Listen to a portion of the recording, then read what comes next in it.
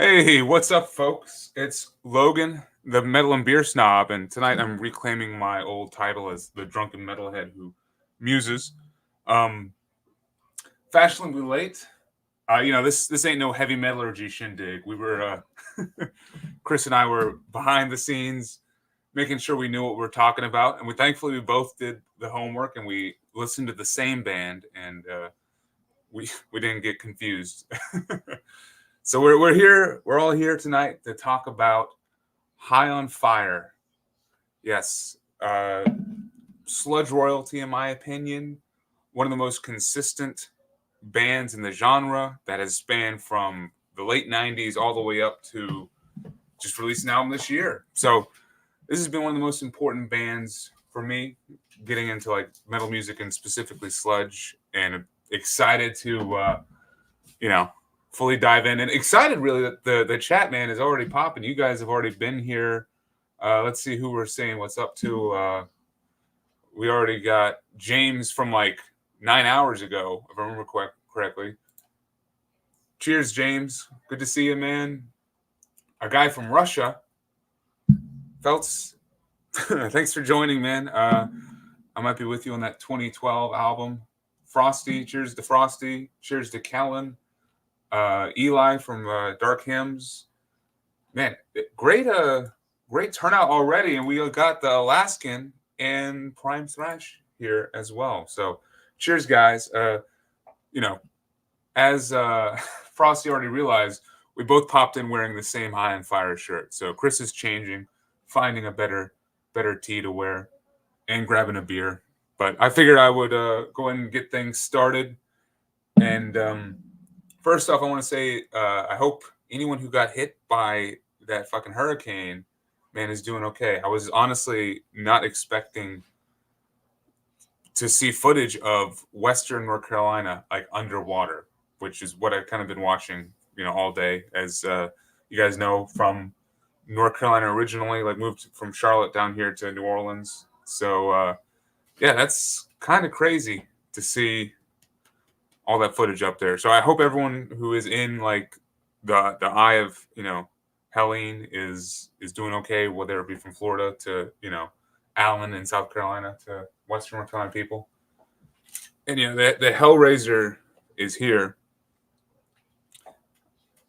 Frosty, what's your cat's name? And just a heads up, when Chris gets back in, his cat is apparently on a warpath too. So will be a pussy-dominated stream somehow. But yeah. And right on cue. Cheers, Chris. There's the guest. Hello.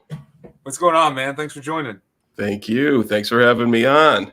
It's been a bit since we've done a solo one together. Like, I think you're probably my longest collaborator as far as a YouTuber goes, and of course known before YouTube. But I think the last time we did one was, oh man, it's been a while. It's been a bit. Maybe like Cannibal Corpse, or we talked about Pig Destroyer that one time. I think it was the Barnes era Cannibal Corpse deep dive, which is the true Cannibal Corpse. So for everyone in the chat, just so you know, that's where I stand on Cannibal Corpse. Barnes era is the true Cannibal Corpse. Anyway. And now to talk about Cannibal Corpse for 4 hours. But dude, thanks for joining though. First, we popping beers. What you got? I am drinking a Brooklyn brewery Foneo Rising. I saw it in the grocery store today for like it was on sale. They're trying to move it out for whatever reason. Is it any good? I like it. It's 5%. It's a good summertime type of session, like a lager. And like these days, as I get older, it's something about like I look at the beer and if it starts to go too far over 5%, I start to worry, and I'm just like, ooh, I have stuff to do tomorrow. I don't know if like my days with the like Cigar City, like 7.4% IPAs and stuff. Those are only for a special occasion nowadays because they just hit me too hard. Yeah. I'm kind of getting there with you. I had like on a Wednesday night, I had a couple 8.5 percenters, and I felt it till late Thursday. So, Oh, yeah. But yeah, we got an 8% for me. This is actually a Shinerbach Brewery, Tex Hex, Desert Shiner. Mirage. Yeah, from Texas. So this kind of fit. I thought it fit the vibe. To me, High on Fire are a IPA band for sure. To me, they're like the heaviness. Yeah, yeah. It's like they're like highbrow, but not really. You can still knock them back. One of those like dank IPAs too. You know, like the hazy, danky type of IPAs. Yeah. Yep. Hazy for sure. But yeah, we're here to talk about the whole discography, all 9 albums, which honorable mentions too. Honorable mentions. Matt Pike, he's a prolific guy. So, I guess to start things off, as I'm pouring, Chris, how'd you first hear on High on Fire? What was the old introduction that got you into these guys? High on Fire for me goes back to first hearing them on one of the Relapse comps. I think probably one of the Contaminated CDs that this was like the mid 2000s. So we're talking probably like 05, 06, something like that. And I remember it too because it was unique to a time in my life where I moved to New York, but then some buddies of mine from college, somehow all of us ended up getting jobs in New York within 6 months of each other. And so 3 of us just all ended up in New York at the same time, within 6 months of each other.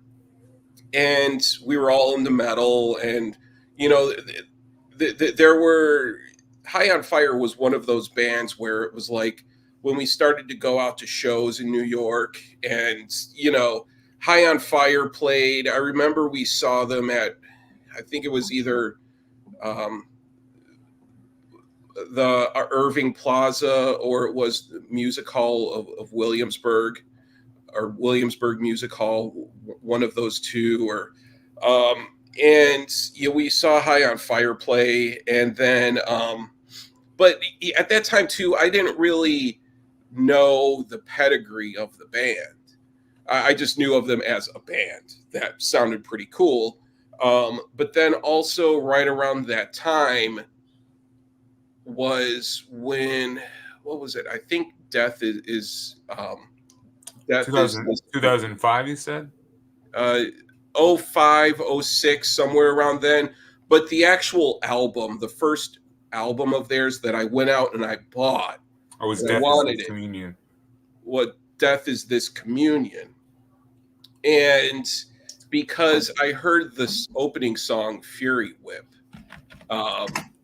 somewhere, and I like, that was one of those songs where I might have been in a record store and I heard it, or and it's a killer song. I mean, that is definitely the song that there was when I heard High on Fire and I was like, yeah, this is good, they're a band. But then when I heard Fury Whip, and I was like, this is a cool fucking song, who is this? And it was High on Fire, and I was like, okay, I know that name from somewhere before and all of that. And then I started to learn who was playing the Matt Pike and was in the band, and I think they are a fucking solid band. They have a solid catalog. Talented as hell musicians. I mean, everything. They're one of the tightest 3 pieces out there. I think they're just really awesome. And I think it's awesome that we're talking about them because nobody talks about them in the YouTube community. Yeah, the ugly stepchild of the metal VCLT is sludge. In my opinion, the one that no one wants, the one that is kept underneath the stairwell, out of sight, sludge metal. All things sludge and stoner. So What like your how did you get introduced to High on Fire? And so for me, it was just getting into metal in general, like late 2000s, early 2010s. You know, getting recommended songs and just stumbling onto different stuff on YouTube. Probably the first track I think I heard was "Rumors of War." That I stumbled on the YouTube music video, which is in like 100p or whatever. It's like all digital, pixelated and stuff. yeah, Not yeah, not high quality. But I don't think I was ready for that when I first heard it, because it was just like a fucking battering ram to the eardrums. That's like a 3 minute like assault on the senses. Probably one of their fastest tracks. And then from there, I ran across "Snakes for the Divine," that mm, title track, which is like almost the opposite. It's a lot like cleaner in production, and it's an 8 minute long song, and quite epic. But then finally, the first one I actually picked up would have been "Surrounded by Thieves." So this was my first one, thanks to the best sale on the internet, the Relapse Black Friday sale. was that in a Five 30 for five 30? dollars. No. It was when they marked down all their CDs for $5.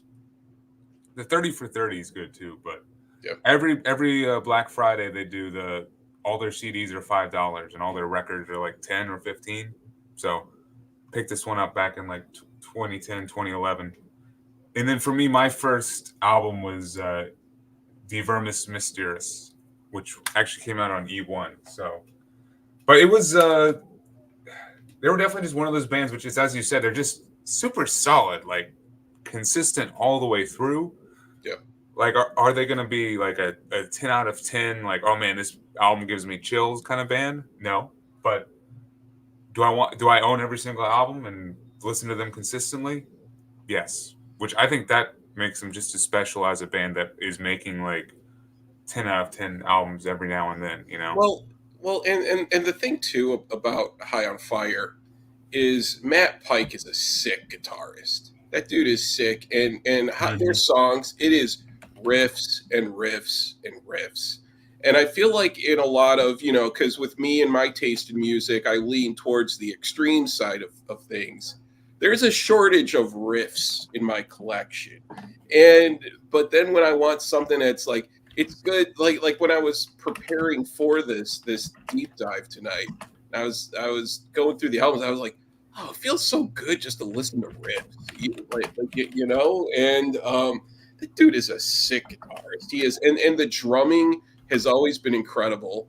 The, Um, the drumming might be the first, like, my main reason why I ended up getting into them. Just like, think of the opening of Hung, Drawn, and Quartered, all drums. You I mentioned love that. Fury. You mentioned Fury Whip, dude. That's like one of those like boom, but the dum, like kind of drum openings where Yeah. it's perfect. So I'm with you on that, and then the riffs too, for sure. So and then the thing too about High on Fire is thinking about their sound, and because there's a Motorhead feel to Hmm. a lot of what I hear in their music, and then of course the Celtic Frost type of feeling too, but it still has that unique sludgy sleep type of tuning, and um, you know, and I've always had a difficult time kind of categorizing them because they're not easy to categorize as say like, oh yeah, this is sludge or this is doom or this is metal or anything, because even with their newer stuff, they're kind of just getting more into kind of like hard rock in some ways, like with the newest album. And I mean, they're just a very talented group of musicians who make sick music. You know, it's Mm-hmm. I kind of, when I think about High on Fire, and I think about if there was to be a ticket of 4 bands for the 2000s to current who could fill LA Coliseum. That's what's important. Who could fill LA Coliseum, like a stadium. I think there's a good argument to be had that High on Fire would be one of those bands. We're up there kind of like with like the Mastodons and Converge and things like that. Like the bands that really kind of like created a sound. Something fully unique. Yeah, I think you're right, because there's no one like High on Fire. They stand alone, and categorizing them is tough. I'd almost call them like battle sludge, but I think it's like that sleep backbone that Matt started with, mixed in with his love for Celtic Frost and probably a lot of the punk scene too that he started with. Yeah. And I think what's also important is James mentioned it. They're a trio. We're working with a 3-piece here, Mm-hmm. and it's impressive how much they can do, which is 3 musicians, and because of that, how much the bass ends up carrying it, how much the drums, carry the songwriting too. It makes every single instrument very important in their sound, I think. Yeah, definitely. I mean, the drumming too, sort of the way that Pike's guitar playing and the drumming, and a lot of it too is sort of like a tribal influence in a way with some of the drumming. And I'm not a musician, but just from what I know about music, it's songs like Hung, Drawn, and Quartered, which is one of my favorite songs by them. Absolutely. Mm-hmm. I mean, just listening to like the drumming and then the way Matt Pike is playing, just within that, it's you don't hear bands playing like that. I mean, I'm sure there are bands out there that have that sort of synchronicity within each other, but they're just a very unique band. They're very talented. Yeah, absolutely. And I definitely, because of the history behind it, So you didn't realize when you first heard them that it was originally Matt Pike from Sleep? Because I know it took me probably a little bit to figure that out as well. I didn't. I mean, for me, this was again, mid 2000s, so it was before streaming. I remember, YouTube was there, and seeing some videos and stuff, and then seeing him live, but it was still just like an MP3 and CD type of universe at that time. But yeah, the first, when did, hold on, let me check. And do I have some heat? I have some heat. Are you ready? Are you ready to get into the heat, or get everybody in the chat? Crank up those air conditioners, because do I have some heat to flex? So here's how this is going to work when we start to dive into the music, everybody. So I filled out this spreadsheet. I took time and stuff, and wrote all my notes and stuff. Chris has the records. He's got the actual backbone of the music to show off. And he's gonna flex on everybody. It's gonna be like WWE in here. He's gonna come in and do one of these. Well, because I admire Logan's like spreadsheet, and then the formulas that he used, and I was like, dude, when we do this, we need a spreadsheet, But then he sent it to me, and I was kind of like, I didn't realize I had to fill it out and do actual homework. Oh, we agreed we were gonna do homework on this. We were gonna I was like, fucking nerds, dude. I don't know about that, But Chris, are you a nerd deep down, or are you not a nerd deep down, like at your core? Oh, at the core, a big nerd. I mean, yeah, but I'm also a slacker at the same time too. It's a bad combination. Like trying to get laid. It's a bad combo of being a nerd who's also a slacker. So you work a little bit to get laid, but but I only care that this much, Well, I will present the spreadsheets. Chris will present the actual like heat behind with the music. So Also, Logan is much better at articulating and describing a song, whereas me, I'm just like, yeah, it's sick. I like those riffs. You know, I ain't no Kellen over here, so I'm just putting that out yeah, there. yeah, Or, yeah. Kellen is another one too. I'm and telling you, if you I and him got team up, if you and him team up, you both could like together just write a book on one album. for 5 hours. Yeah. I ain't no Rick either with the dad jokes. So get your dad jokes going in the chat, please, to help us out. But yeah, so like the origins to quickly touch on, where High on Fire came from. 1998, this band Sleep essentially dissolves because they're trying to write this thing right here, and the label hates Jerusalem, doesn't want to put it out, and what they just break up kind of in a state of depression. It had to have been a low point, I feel like, for the band and the musicians behind it. And then from this, by the summer of 1998, Matt Pike recruits High on Fire, but there's definitely still sleepisms in the band at this point. Which what do you got from Sleep? Because I know Chris has got some heat. You ready to flex? Yeah. Or you want to wait till later for that? Well, are we gonna flex Sleep or are we gonna flex High on Fire? Like for the honorable mentions. Oh, do you want to save the Sleep for honorable mentions? Yeah, let's do that. And we can just get right into the High on Fire shit. You know, that's the thing. I was so like torn because it's like Sleep is so important, but it's also such a given that we're going to talk about it, that the stream is about High on Fire and not really about Sleep. You know, we could have done both. Oh man, if only we had all all night and all part of the next day. But okay, well we'll go right into High on Fire then. So what we got? The first. Okay. Well, you know what? I do feel like a timeline is important, though. There we go. Set So the timeline for us. Okay, so here's the thing. This is what's good. The timeline, the Sleep timeline. Good call. Good call. Yeah, that's what it's all about. Setting a story, an arc. Yeah. So the Jerusalem.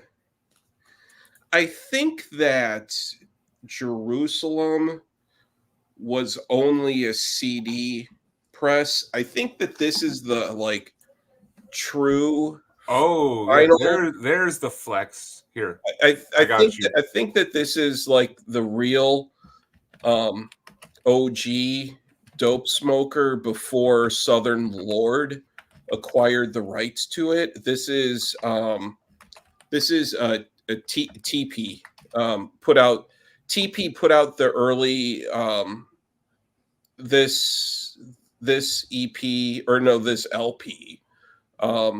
And then also the first High on Fire was originally on TP as well. So yeah, this is the, I believe, the true OG dope smoker. And then this is just one of many.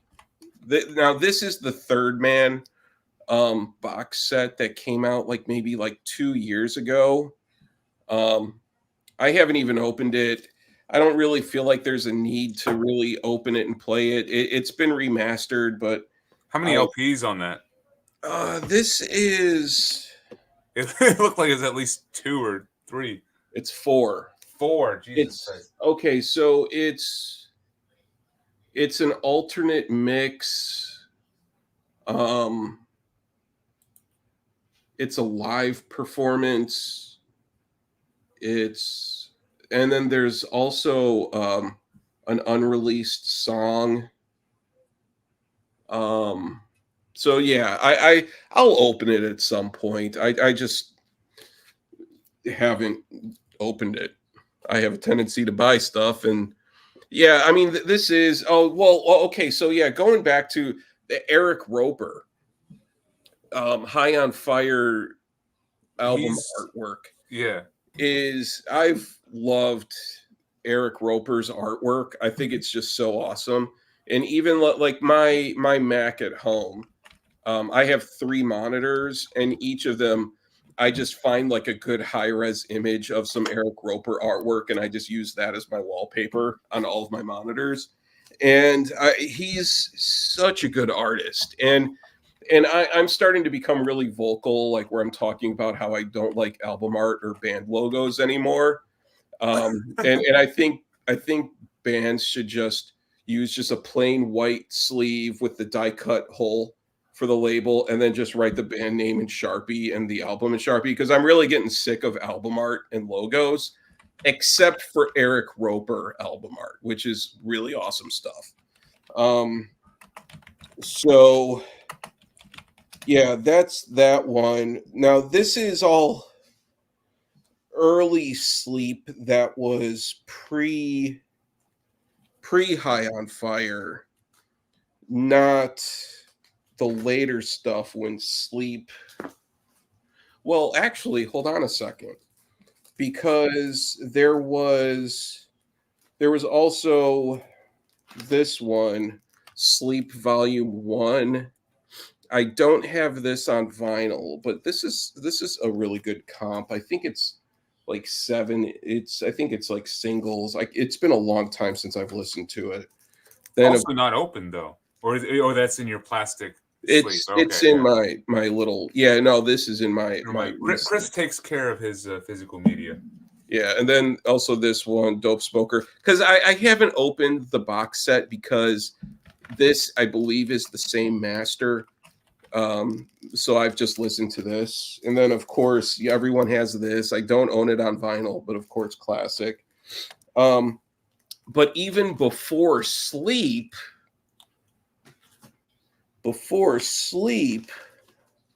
were they? Awake? They were dad joke. Asbestos Death. And where it's both of the 3 dudes from Sleep, and then also a 4th dude who did vocals. Pike, was Pike in there? Yeah. He was just the guitarist. And then this is the original Southern Lord 10-inch. And then this is a CD that I bought at some point in time. I can't remember when. So, but it's just 4 songs. So this was pre-Sleep. Then you're talking like more punk and hardcore, right? On that. Yeah. And I say asbestos. I kind of like say it like how a redneck would say it, like asbestos. Asbestos Death. That's who gets it, unfortunately. So yeah, Asbestos Death, for someone with a stutter like me, Asbestos Death, it's difficult. So I just say Asbestos Death. But yeah, this was the very early beginning of the whole Sleep trio, plus a 4th dude who also did promo. Yeah, so Marty, I think the Jerusalem, that was on London Records. I think that whole mix ended up just becoming Dope Thrum. I think that just for licensing reasons, they needed to rename it. And you must have missed in the chat where Marty was talking trash about Dope Smoker. Waste of time, which, I guess I can't blame you. Can't blame anyone. Well, you know what, Marty? It's maybe Halloween will cover Dope Smoker at some point, and then he'll love it. We make that like a 30-minute song. But no, so that is your timeline right there. Chris perfectly presented the timeline of getting into High on Fire. So after all that music, we finally get to High on Fire, as I said, summer of 1998. They form, and we get the first demo actually in 1999, I believe. Yeah. Have you stumbled across this, Chris? Do you have this? This is the three. All of it ends up on Art of Defense, so it's nothing like, Well, we haven't heard. Master of Fist. Those are, I think, because the original LP came with a 7-inch, and those are the three. I think those 3 songs are on the 7-inch. So I don't know. Maybe it was a tape. And they're on the album too itself. I stumbled across this CD for $30. Did not pull the trigger on that. $30 was a bit on the high side for a 3-song demo, but it was tempting for sure. So that demo, if that was self-released, no, I don't have that, but those 3 songs they've reissued those 3 songs so many times just on different pressings. Because Blood of Zion, 10,000 Years, Masters of Fist, those are on self. They're all on this one. Which you ready to go into that? So we're now jumping into their first album released in 2000, and it actually was on Man's Ruin originally, and then TP did a repress in 2001 with so the Man's Ruin one has the guy on the cover, like the samurai crusader looking dude, and then the TP record is this cover right here. We got the eagle, the Heart of Self-Defense. So I'm gonna let Chris show off what he's got and talk about the music here. Okay, well, first of all, in chronological order, here's the Man's Ruin. There we go. Release, which is the real release, I think from 2000 is when this came out, and it was the Man's Ruin pressing was it was never on vinyl. Yeah, 2000. Yep. It was a CD only release, and the Photoshop quality is very of the time. There's the Photoshop filters and the art direction. Oh shit! Very much fit the whole like late 90s, early 2000s. But yeah, okay. So this came out in 2000. This is the Man's Ruin pressing, and then here's the this is the TP. This is the first vinyl pressing, and then also the Digipack CD as well. And then the thing is with this press, it also came with a 7-inch. So I was wrong. So this 7-inch has the Usurper, the Celtic Frost cover, and then Steel Shoe on it as well, which were on later reissues of this album. Those songs were included with that. So these are both the TP reissues. Steel Shoe, who wrote that one? I think that's an original.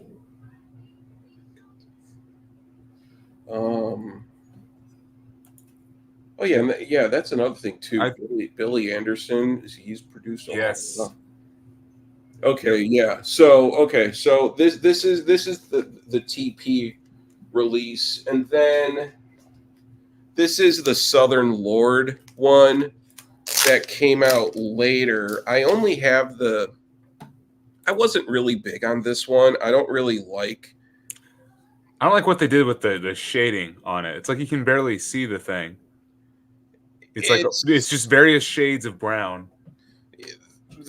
For Southern Lord, this is the thing that's weird is there's also there's a new remix and remaster that just came out this year. Relapse got their hands on it.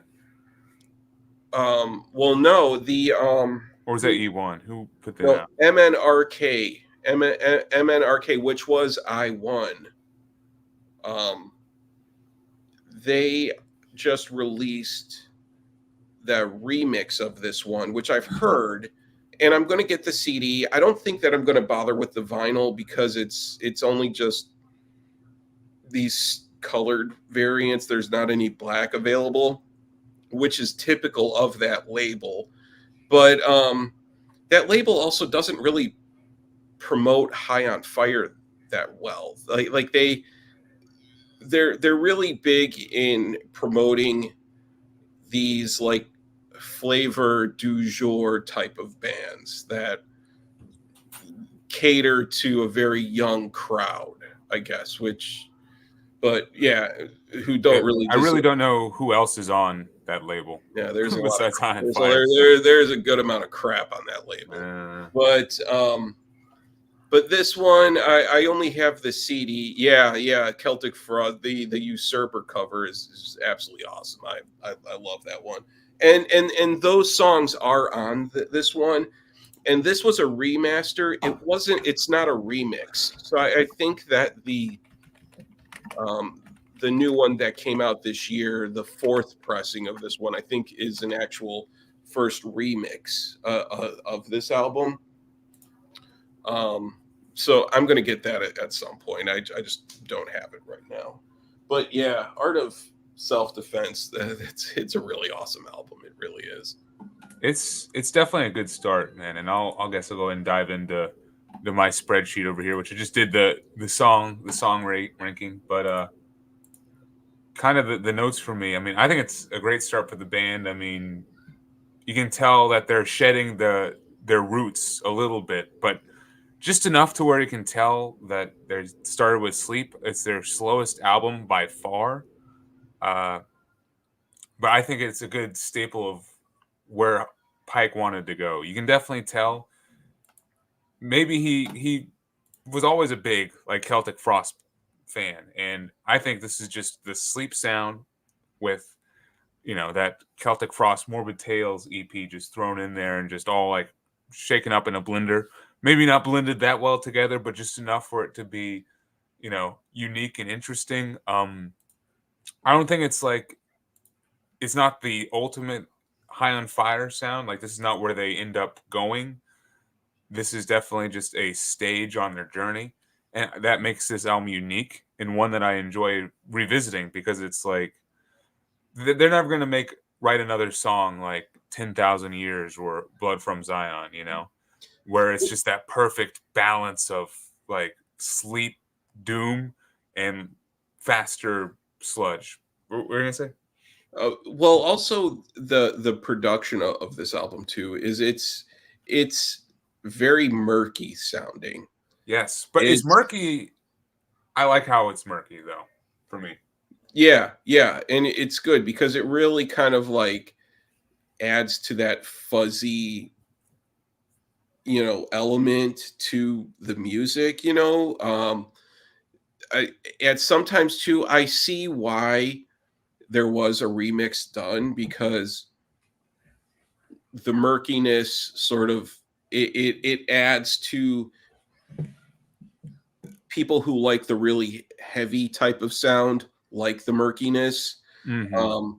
But then maybe people who just aren't into heavy distortion and stuff, like because the remix, I've listened to the remix and it does clean up the sound. It's not anywhere near as murky sounding as the OG is, and which I think takes away from the sound of the album. But yeah, God, this album, it's so good. I mean, the first three songs, right up Baghdad, 2,000 Years. You're exactly right. And I think this is a theme for me with High on Fire. They know how to open up an album. Like, I swear, every single album they do, they kick down the doors. They come like crashing in, and it's just a strong fucking start. And this is no different. Yeah. Like, the opening to Baghdad is killer. 10,000 Years, as you can tell, favorite song on the album. I gave that it's a 10 out of 10 for me. And it's, dude, the production on that drum opening is phenomenal. Mm-hmm. Like, I was blasting this. I got the TP on CD. Yeah. Been blasting this in the car all week, and I just love cranking it up when 10,000 Years comes in with the drum into the bass, and then finally the guitar. one of their best songs, and they just hit it right out the gate with that. And then Blood from Zion is them really starting to incorporate that Celtic Frost sound. This is like the fastest song on the album. Yeah. And yeah, to me, really just helps propel it. And then the second half, I guess it starts to slow down a little bit for me. This is when I start to I can't remember the individual songs as well. The track length also begins to draw out a little bit, especially on Fireface and Master of Fists, which are both great songs. Like you can tell, I still gave them an 8 overall, but we're getting towards that 10 minute. Strong. Exactly. So strong and still almost kind of concise, which is where they end up going. Like the first half of the album is where they go.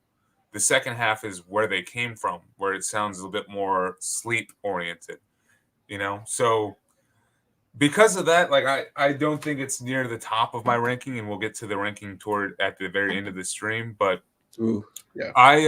overall for the album art, I like both this and the original. Like even the bad Photoshop is good to me. Come on, here, get back up there with that. Okay, so get back up with that. Okay, so this one, you want to talk about bad Photoshop artwork? It's, and maybe this is because of the time, but anyone who's used Photoshop in any way professionally can just, you can pick out every filter that was used, but again, 1999, 2000, Photoshop isn't what it would have become, so this was probably a lot more difficult to put together. I wonder because Frank Kozik did a lot of the Man's Ruin album art. I wonder who. Oh wow, it even has a URL in here, mansruin.com. Yeah. Let me see here. Let me see here. I wonder if there's a credit in here of who did the album art.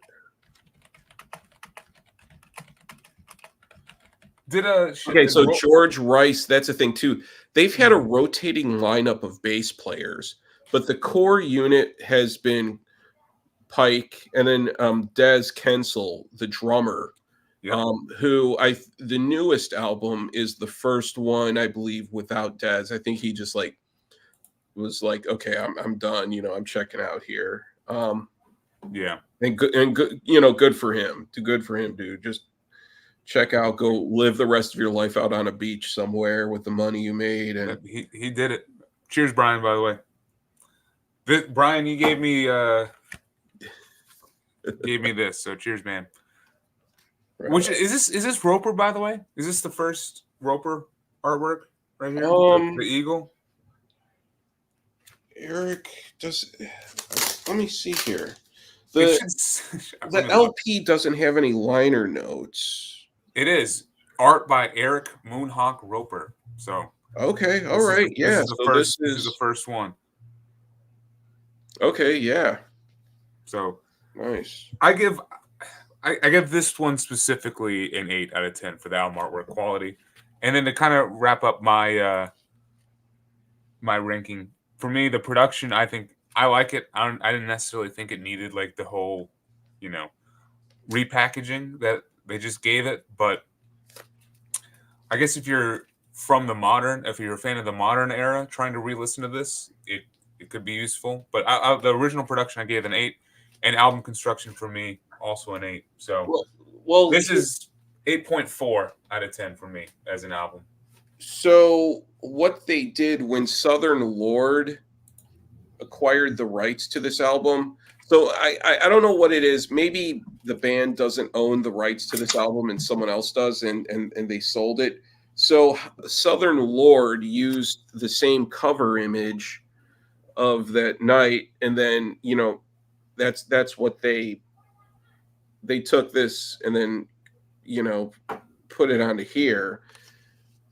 Southern Lord, I'm sure to acquire the rights for Eric Roper would have been incredibly expensive to get the rights to use that artwork. So, but yeah, look at Brian here. He saw High in Fire recently, baptized in fire. The Pike, sweat, and snot. Yeah, and Rite of passage. another thing too about Matt Pike is he's a man He's who likes allergic to to go shirts. around without a shirt on. Yep. He's got some nice nipples, I guess. It's yeah. He likes to show them off. More power to him. And then the man's ruin. It also has the parental advisory explicit lyrics The long sticker one. on it. Yeah. So there we go. The debut, 2000s Art of Defense. And then they jump labels to Relapse. And honestly, to me, they fit perfectly into what Relapse was doing in the 2000s. And I honestly, I couldn't see that record label without High on Fire. Like, they're still kind of synonymous in my mind. And they only put out 2 albums, but those 2 are, or no, 3. Sorry, they put out 3. But those 3 are incredibly important, I think, for Relapse and for the band. So, in 2002, that is when we get Surrounded by Thieves, which I think we already all kind of talked about. This was a lot of our first exposure to the band. So, Chris, Surrounded by Thieves, what's your take? And more importantly, what vinyls do you got? I mean, what records? What records you got? Well, I gotta say it right. Surrounded by Thieves is an absolutely killer album. It really is. And Hung, Drawn, and Quartered is one of those songs where when I heard it the first time, I never heard a metal song that sounded like that. Where the drumming combined with just the weird tribal sort of drumming, the tempo, but then the way Pike was filling in with his riffs, that I was like, man, this is seriously just fucking, it's sick, but it's also a mind fuck at the same time, because it's like making you think, like I'm listening to it and I'm thinking about like the timing, and it's just really just an awesome album. God, Speed Wolf is another song that I absolutely love off of this album. So this is the OG right here. And then this was their first album on Relapse, and it's this is also, I think this is also Eric Roper album art. Glossy gatefold, really nice packaging. This is black vinyl. So at the time, they were putting the records in the printed inner sleeve and not in like a separate sleeve. But I also have, for this one, this is a Japanese press of the CD, and I think that there's a bonus track on here. I've never opened it. I've had it forever. Well, I also have the CD pressing of this too, so I've never had a need to open this. So, yeah, Kellen. How did you find the Japanese pressing? Did you order it, or did you just stumble across it? Where did I've had this for ages? I got it for a really good deal, and but the Japanese one, so it has the obi and all of that. Where did I get? I forgot where I got it from, but yeah, I've had it forever. Hung, Drawn, and Quartered is such a sick song. Speed Wolf. Yeah, another thing too is High on Fire. They're good about having some song titles that I can't really pronounce. Because I'm not, so truth be told, Thraft of Canaan. Yeah, truth be told, I've never been into like D&D or anything like that, like any of that fantasy nerd shit or anything like that. I've never been into stuff like that. So, and I suspect that's where a lot of the influence comes from for the lyrics. So if I kind of like stumble over pronouncing some of these titles, don't be surprised. But yeah, Razor Hoof, Surrounded by Thieves. But dude, Hung, Drawn, and Quartered is such a good song. My God, it's awesome. Yeah, dude, that is the track. All right, let me see. So for me, yeah, this was the first one I picked up.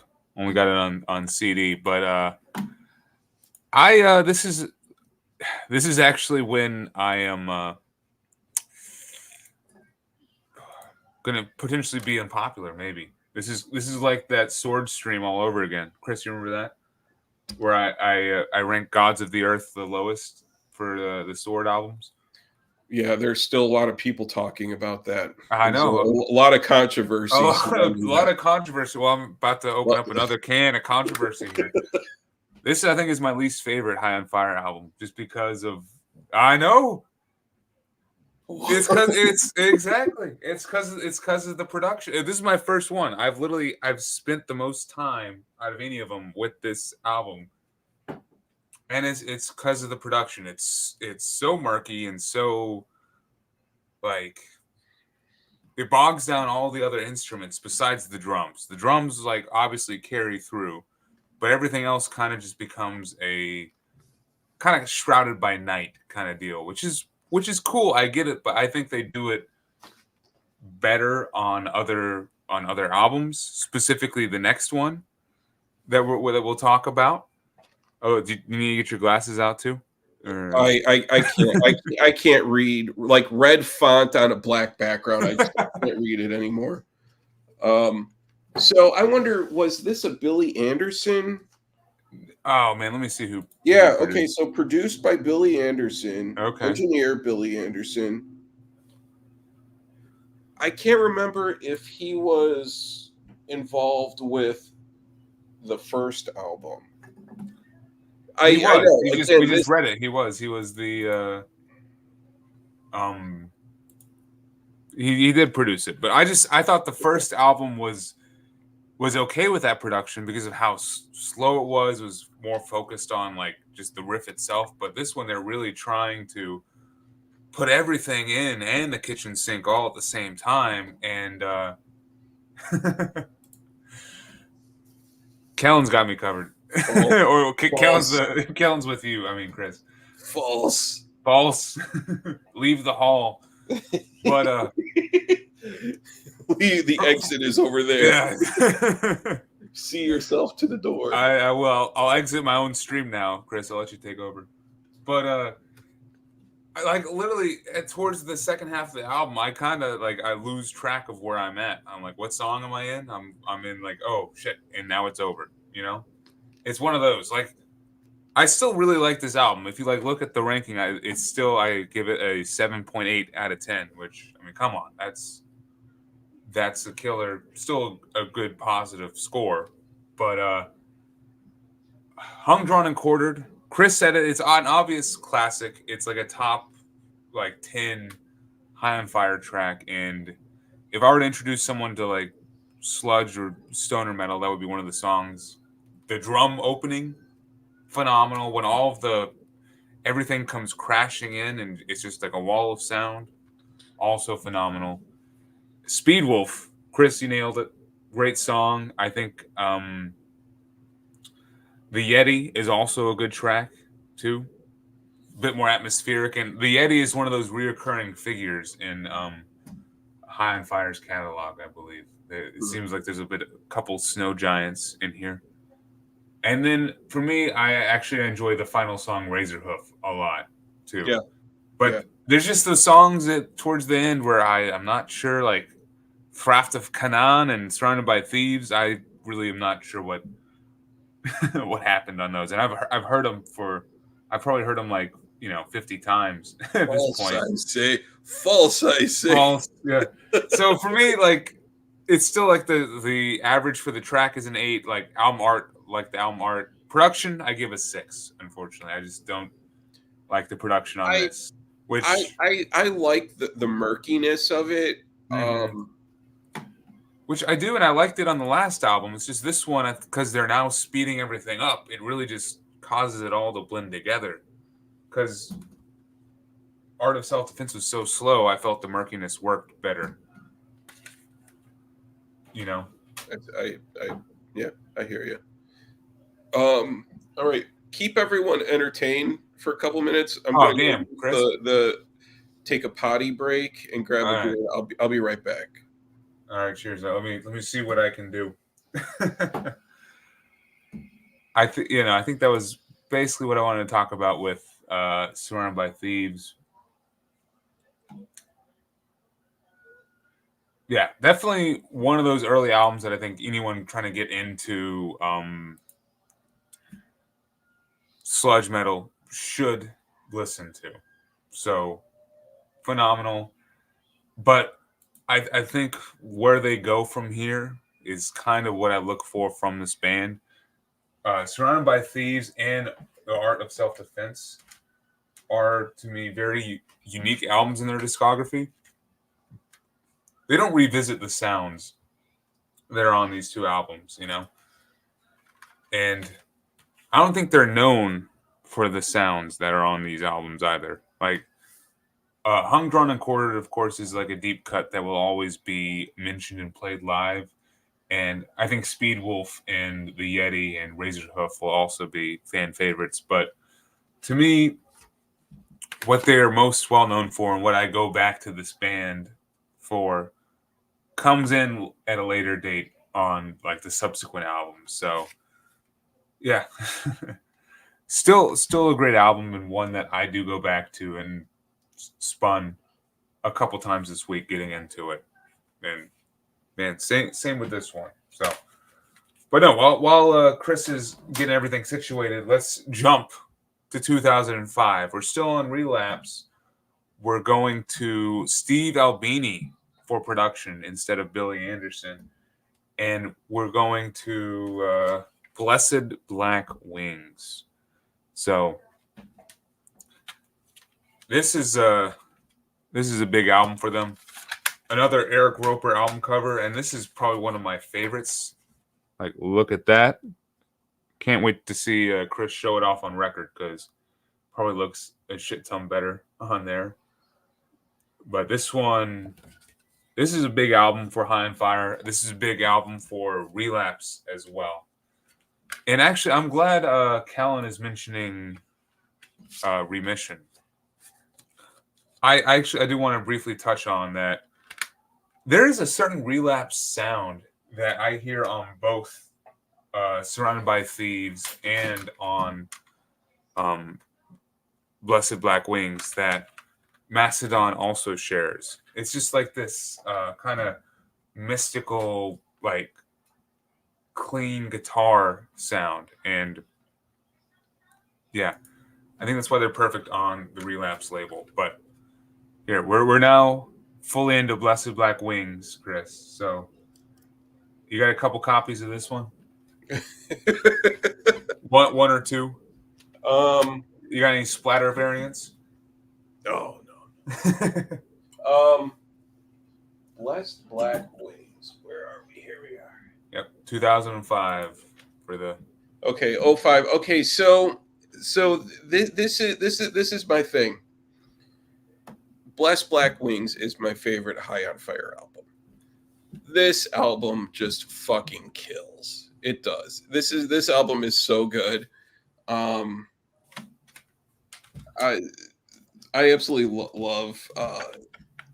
Let me see here, and then I have this one too. This is the CD that came out with the DVD.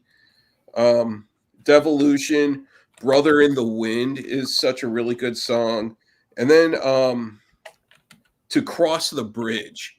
To Cross the Bridge is another one too, where it's just like when you're listening to it, you get sort of that feeling of like you're actually like, they were really good at writing a song that makes you feel like you're actually kind of like struggling to, cross a bridge. And that one's really good. It's just this album is just a masterpiece. It really is. This is such an incredible album.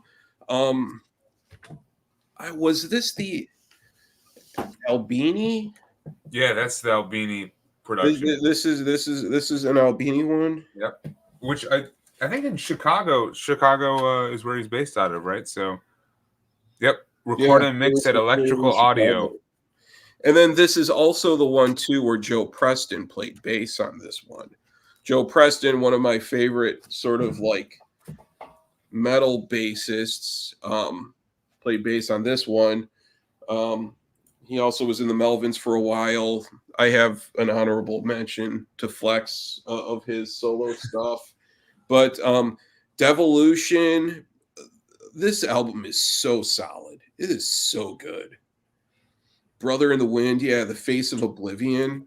Oh, that is Yeah, dude, that is such a good song. Cometh Down Hessian.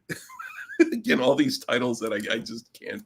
I stumble over trying to pronounce it, but dude, this album just absolutely kills. I love it. It is so good. Dude, yeah. Absolutely agree with you on that one.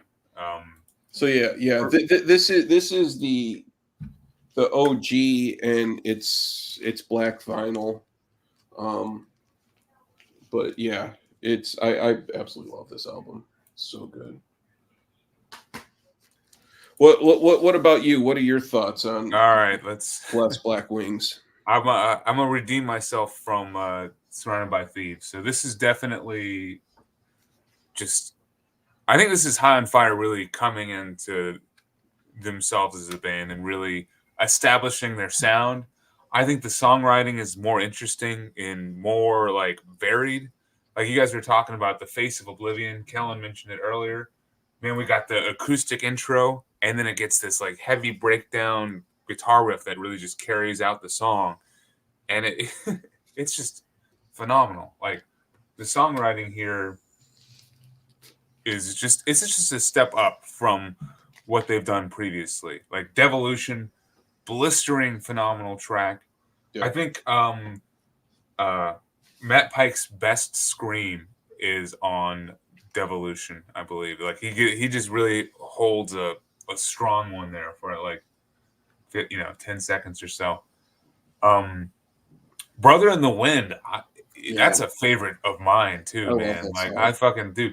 And it's kind of it brings on this more somber tone to it than the other High on Fire tracks, which the other contemporaries on this album, which I think they continue to explore on other albums. But yeah, Brother in the Wind is awesome, and Cometh Down Hessian is just what a great way to start a song. And then, come on, we haven't mentioned the title track, dude. The title track is my favorite song on the album. It's a 10 out of 10 track for me. Yeah. Blessed Black Wings, dude. Blessed Black Wings. It's and just the riff and the groove in the riff. It's like it's just such a adrenaline pumping track all the way through. And yep, I just love it.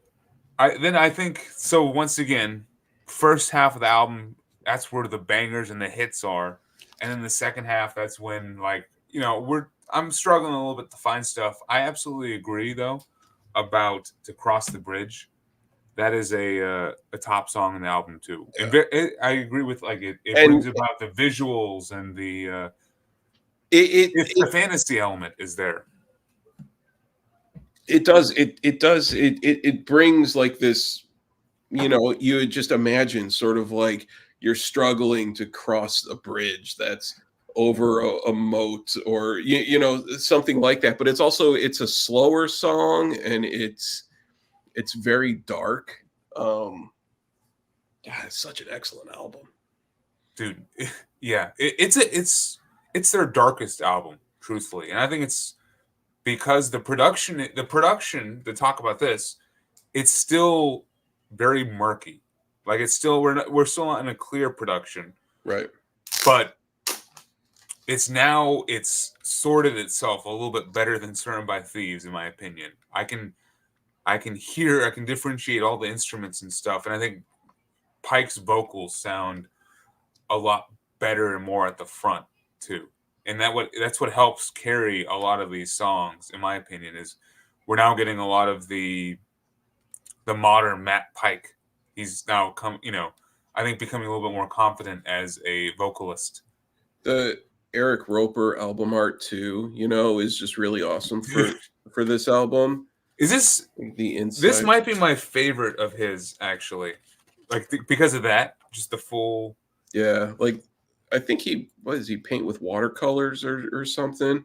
I can't even draw a stick man. All right, but I just love his artwork. It's so cool. Mm-hmm. Um, Well, no, let's see. So yeah, like everything for me, like album artwork, production quality, album construction, it's all a 9. For me, it's like right at an 8.8, knocking on that, like, 9 out of 10 kind of album. Definitely one that I will always revisit and will always be high up in the High on Fire catalog for sure. yeah, it's So and the thing too is it's like this album.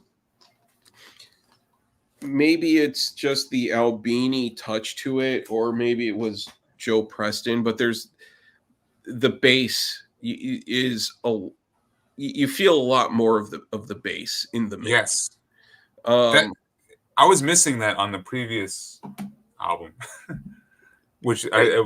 Albini I think fixed it. Yeah, so it's. I mean, this is like, in my opinion, the gold standard for a High on Fire album. Yep. And then the real quick, I guess, touch on, because you mentioned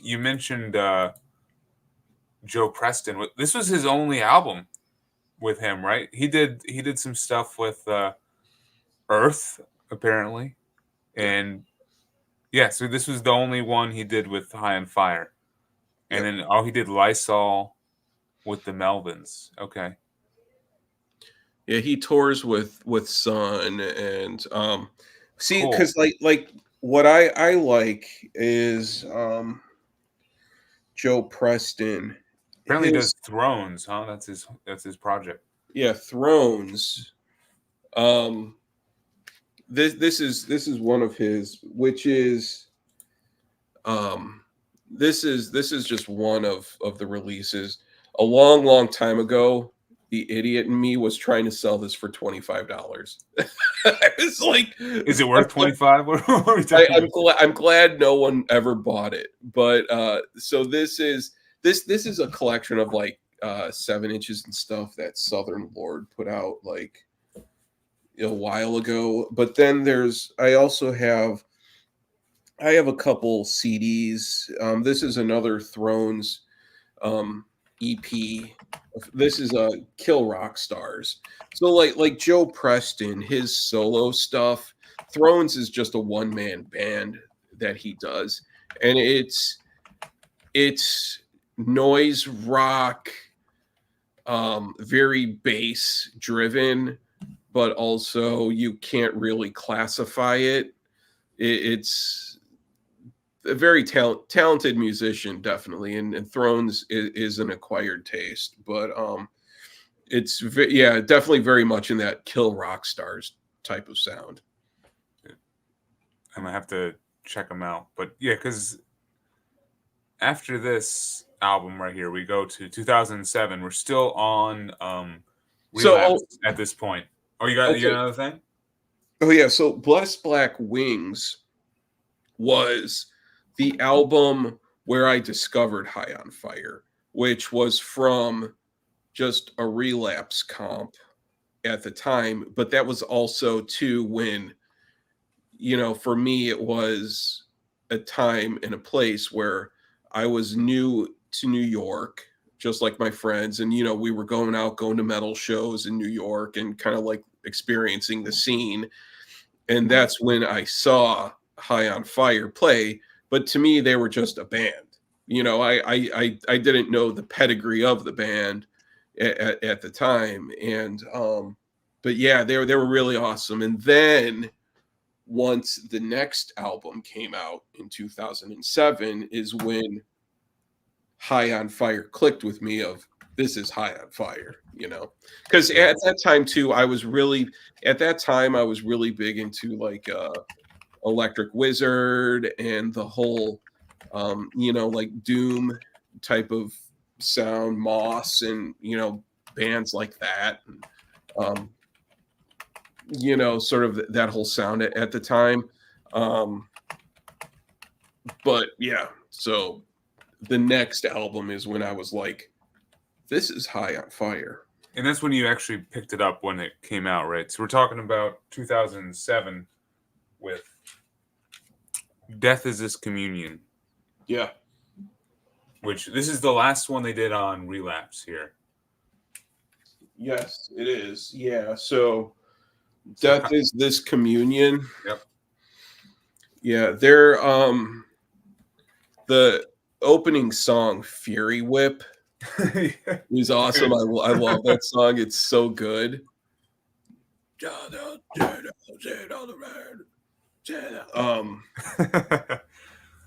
But also Turk is a really good song too. Rumors of War. I think that there's a video for Rumors of War. That was my first introduction to them, was that music video. Okay. It's them in like the ruins of some building, and yeah, it's still out on YouTube, I'm sure, in like 100p, very much just pixelated as fuck. But yeah, and rumors of War and Fury Whip. I really like High on Fire when they're fast, and those two songs really kind of like really satisfy like my need for like fast High on Fire. But Fury Whip is a great song. I absolutely love that.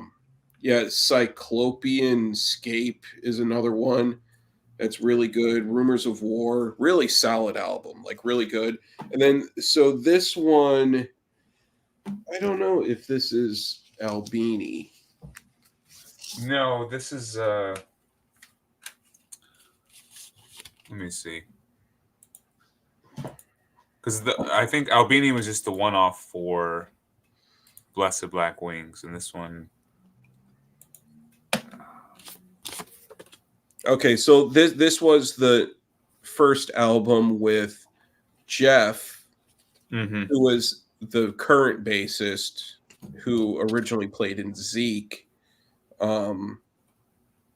and so this is really kind of like the classic lineup that we now know, essentially.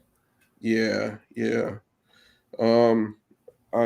I can't read the liner notes really, but all right, let me see what I can find. Maybe it's another Billy Anderson album.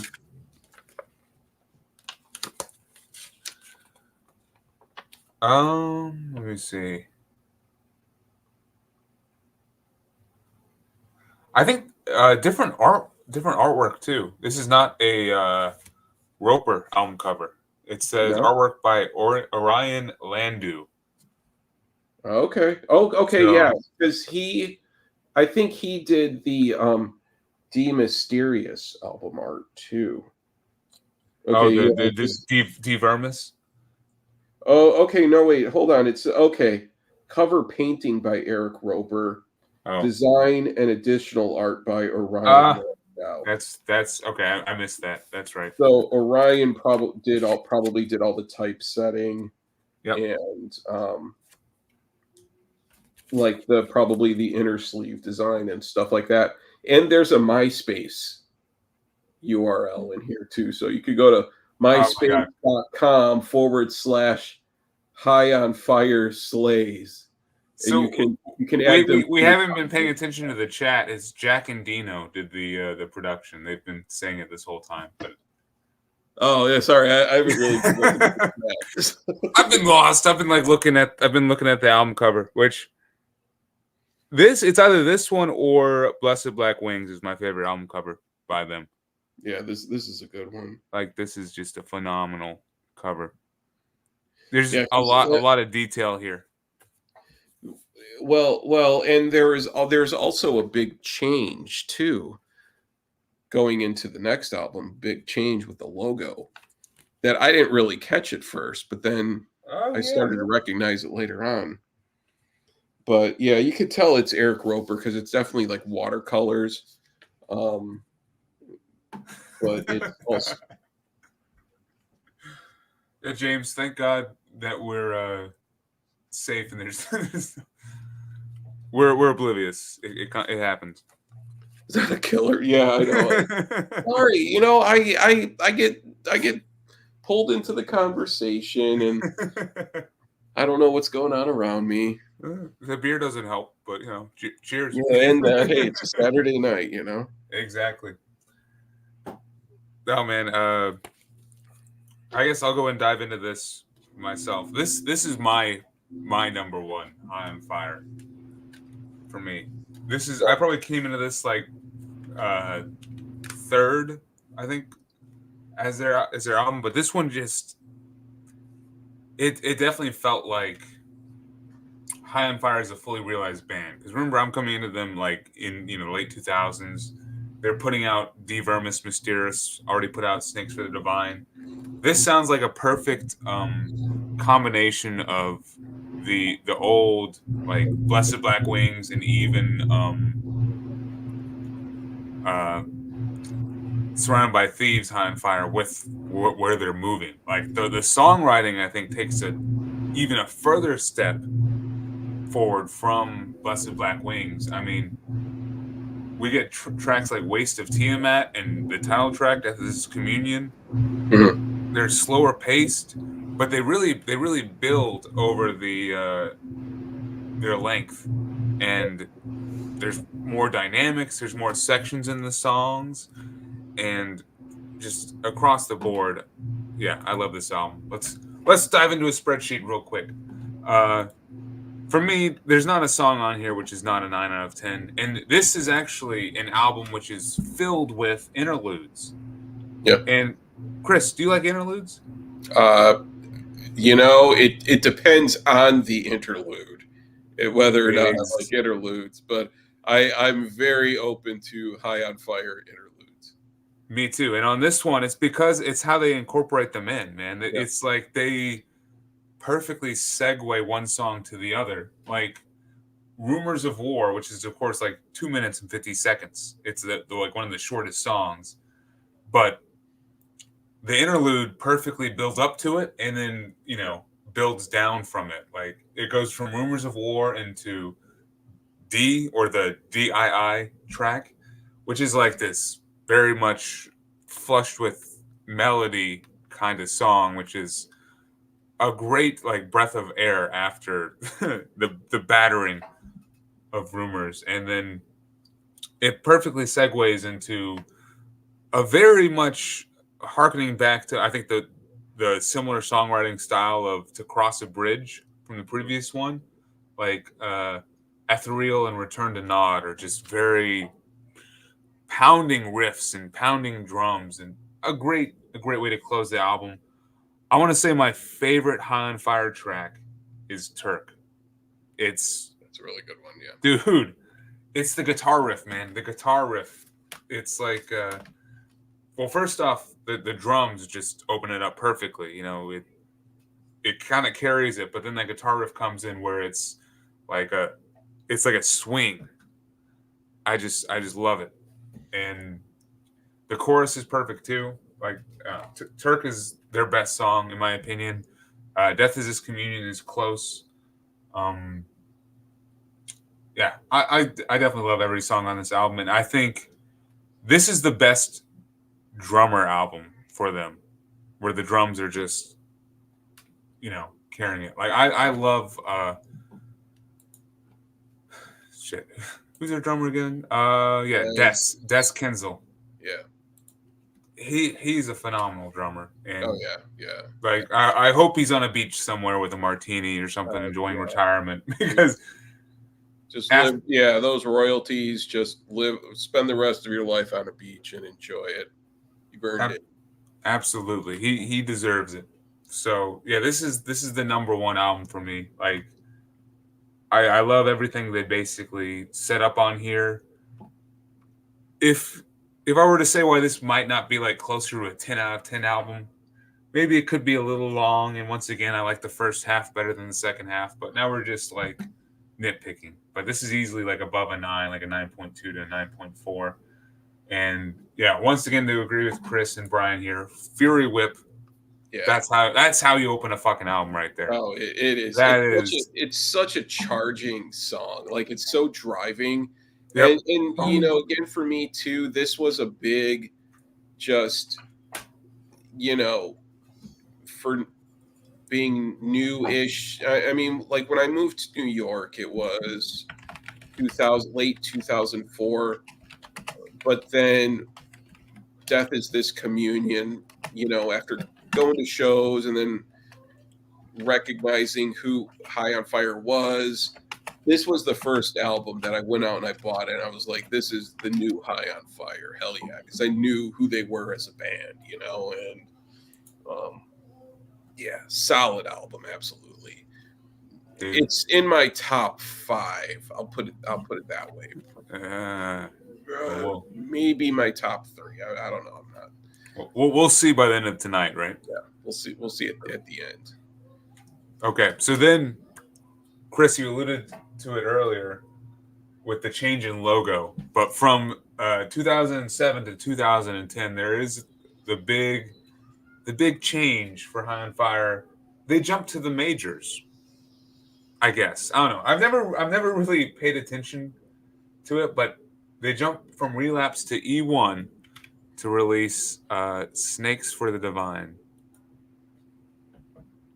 So I don't know who else is on E1, but High on Fire is guaranteed the best band on that label, I'm sure.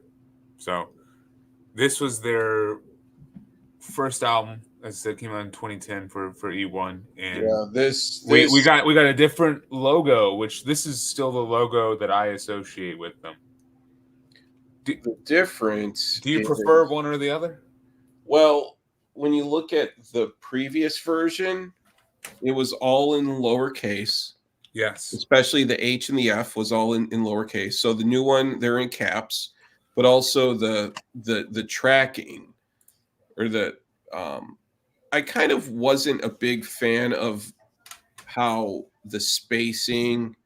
I forget. Rick is in the chat. Is it kerning or tracking? I forget what it is. But just like how close the letters are to each other, I was never a huge fan of this. But then also this kind of does feel a little more like Cannibal Corpse 2.0 type of feel, you know, and how much I sort of I've always poo-pooed on like the corporate Cannibal Corpse logo. But it's so that's the big change in the logo, is it's a different font. But yeah, I mean, with Snakes for the Divine, they went to a larger label, and you know, they earned it. You know, it's hopefully they were making more money once they went to a bigger label. And I mean, they're still with them. So yeah, because that label E1 changed their brand, because now they're MNRK. I'm sure they're probably owned by maybe like a larger company, maybe like. Oh yeah.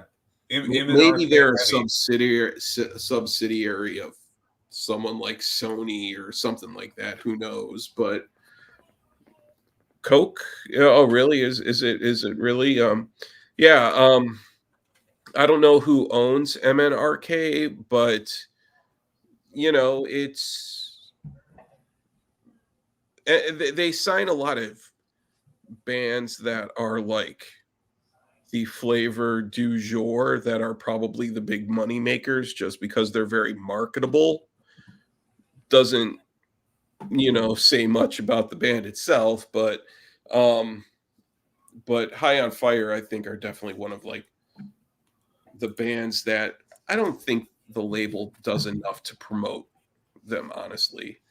And again, I think too, because High on Fire is not the type of band that appeals to the 22-year-olds nowadays. You know, like the maybe they did when this album came out, because I think they were on like the Mayhem tour and shit like that. When this came out, when that came out, yeah. But I'm talking in 2024. But yeah, Snakes for the Divine, when this came out, and the opening track, dude, that riff, you know, for the you know, dude, it was fucking awesome. I'm gonna let you talk for a bit, and I'm gonna use the restroom myself while you're Oh, going. okay, all right. You got it. So yeah, when this came out, 2010, when this came out, and I remember like when the single was released, and of course, this is where old man Chris gets on his soapbox. But again, this was still pre-streaming, so it was, YouTube. It wasn't Spotify and Apple Music and all that stuff wasn't around. So there were still MP3 downloads, physical media, um, and then also there were in New York there were record stores where you'd go in and they would be playing stuff. But the title track off of this album, that riff is just so awesome, and it's such a cool song. When this album came out too, it was like cool because then they were going to come back around to New York and play, and we went and saw them. I can't remember who they played with at that time in 2010 or whenever, but yeah, this album is killer. It's really killer. It really is. Frosthammer. They had a video for Frosthammer. I'm pretty sure, and yeah, Brian, I remember at the time too, there were these shady, like Russian MP3 websites that you could, where like you could pay to download an MP3s of an album, and you'd pay like $1 or something for an entire album. But that was still kind of like the LimeWire type of time frame, I think. As far as lyrics and things, does get better than Frosthammer. Yeah, that's a really good one. And just making sure Kellen does not like the production on here. It's cleaned up some. It gets you. Hold on, now you're on a big time label, so we're going to get you a big name producer, and it ruins the album. Who is the producer for this one? He mentions it earlier. It's Greg Fidelman, who is the producer for Death Magnetic, Metallica's Death Magnetic. Ooh, it's kind of like when Bob Rock, tainted Metallica. Okay. Does it say Greg? Because I guess it's a question mark. Okay, Greg Fidelman. Yeah. Okay. Yeah. Yep. Which, I mean, honestly, because I have heard many mixed things about this album from people. For some, and these are the 22-year-olds when this album came out, they love this album. For others, who are like the classic High on Fire fans, they hate this album. And the production is the big, like, it's telltale sign. Like, do you like it, or is it too clean, and does it ruin it? Does it really curb the heaviness too much? Okay, so here's the thing. Blessed Black Wings, the Albini album, has a very roomy type of sound to it. It's very roomy feeling. Like when you're listening to it, it feels like you're in the room and you hear them playing. This one, and that's my favorite. That's my favorite sound is the Albini album. This one, it's definitely a tighter, cleaner sound. Yeah, I understand what Kellen is saying. I can look past cleaned up, produced mastering and mixing for me, songwriting.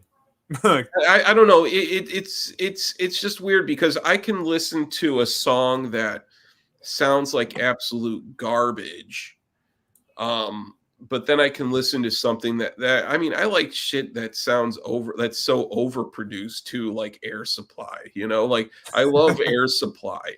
And shit like that is so insanely overproduced, but something about it works. Like the people But the people, calling the shots know what they're doing. And is your High on Fire supposed to sound like Air Supply though, Chris? oh, if it did, maybe I should write a letter to Matt and be like, "All right, listen up, Mr. Pike. here's a collab. Your 10th album. Get some more synths in there for me, please. Yeah. Have you ever been lost in love? High on Love, coming soon. Yeah, Air on Fire. Air on Fire. Snakes for the Divine is a really great album. It really is, but I completely understand how it does sound a little cleaner. And I mean, if you were to listen to this and then go back to Art of Self-Defense, oh man, dude, it could almost sound like two different bands, just because it's like you have that murky, sort of dirgy type of production for Self-Defense, and then you get to here and it's like, okay, it's definitely cleaned up, and we got big money invested in these guys now. It's still great songwriting and really great songs too. Yep. Yeah, I don't know. I guess I do have mixed feelings with this. Well, not necessarily mixed, but it is a step down from the previous two albums for me, for sure. I think the production definitely plays a big part in it. I mean, it's now clean. It's now also a bit like thinner sounding to me. Like the weight is kind of gone.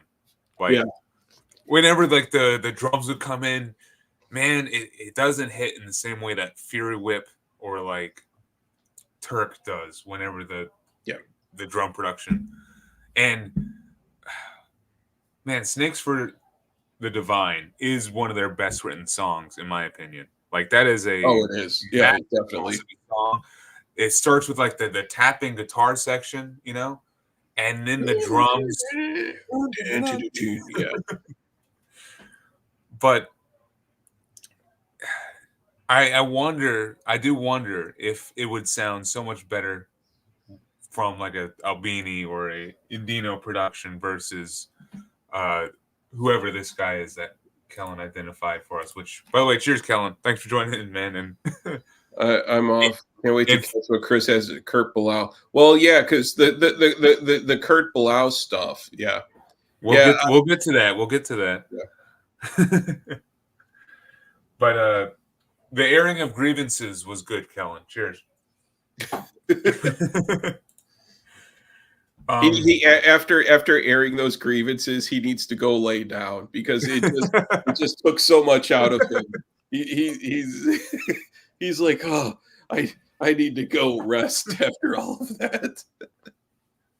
Hopefully he feels lighter though, which is important. So yeah, Snakes for the Divine, one of my favorite songs from them for sure.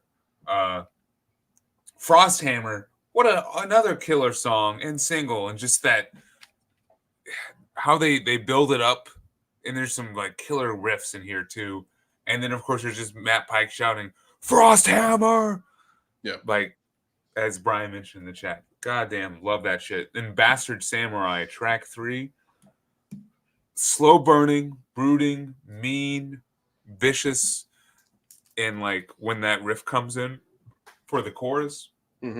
Gets the blood pumping, man. Love it. So once again, High on Fire, just kill it with opening up the album and just starting it on a great path. And then it gets a little, it starts to step down a little bit. I start to notice the production more. Ghost Neck, I really don't remember what that song sounds like. How Dark We Pray, though, that's when they start to pick back up a little bit. And Holy Flames of the Fire Spitter, that is also a phenomenal closing track. And just a great way to end the album. I think it's kind of a callback to their debut, Art of Self-Defense, where they're talking about Fireface. I bet Fireface and the Holy Flames of the Fire Spitter are related somehow. So There's when this album came out, I remember that there's like this is when you can tell they definitely got signed by a corporate label. There was a limited pressing of the CD that had a couple extra songs on it that I think was limited to Best Buy or Circuit City. Mm-hmm. I've never heard any of those. I'd be interested in maybe like picking up that CD. Kind of, I'm curious if those songs are just throwaway tracks or if it's like anything of substance, like or again if it's just like another reissue of the Celtic Frost cover that's been on every extra track. It's their favorite song for sure. Yeah, like right here in the chat, I saw what James G. Warrior said is that, well, and just by looking at the facts of each album, this is the first album that High on Fire introduced a new genre in their stoner metal sludge thrash metal. Yeah, that's the thing. It's like they. You think it's their fastest? Yeah, because it in a way it stoner sludge thrash. It's difficult to classify. But that's also because they're excellent musicians too. It's he has a really good point there. Yeah, I guess Snakes for the Divine and Frosthammer and a couple of these songs could not be written without some thrash in there. So I do agree. I do like this album. Like I think this is a phenomenal album for them. And it looks like you were right. He tired himself out. But this is just a great in-between. And I do think this is, as I mentioned before, this is when High on Fire started to,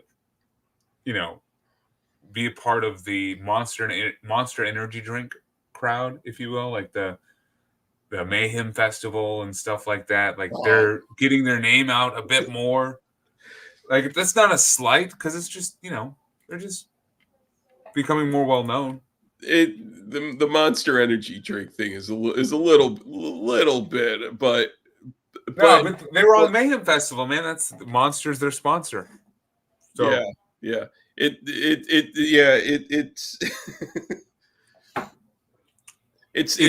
good. It's good for them that they're finally by that point. Hopefully, they were making the money that they deserve. Absolutely, and I really like this album too. I mean, this is another one of my favorite album covers. By the way, is this Eric Roper too? I can't tell. It's a bit cleaned up.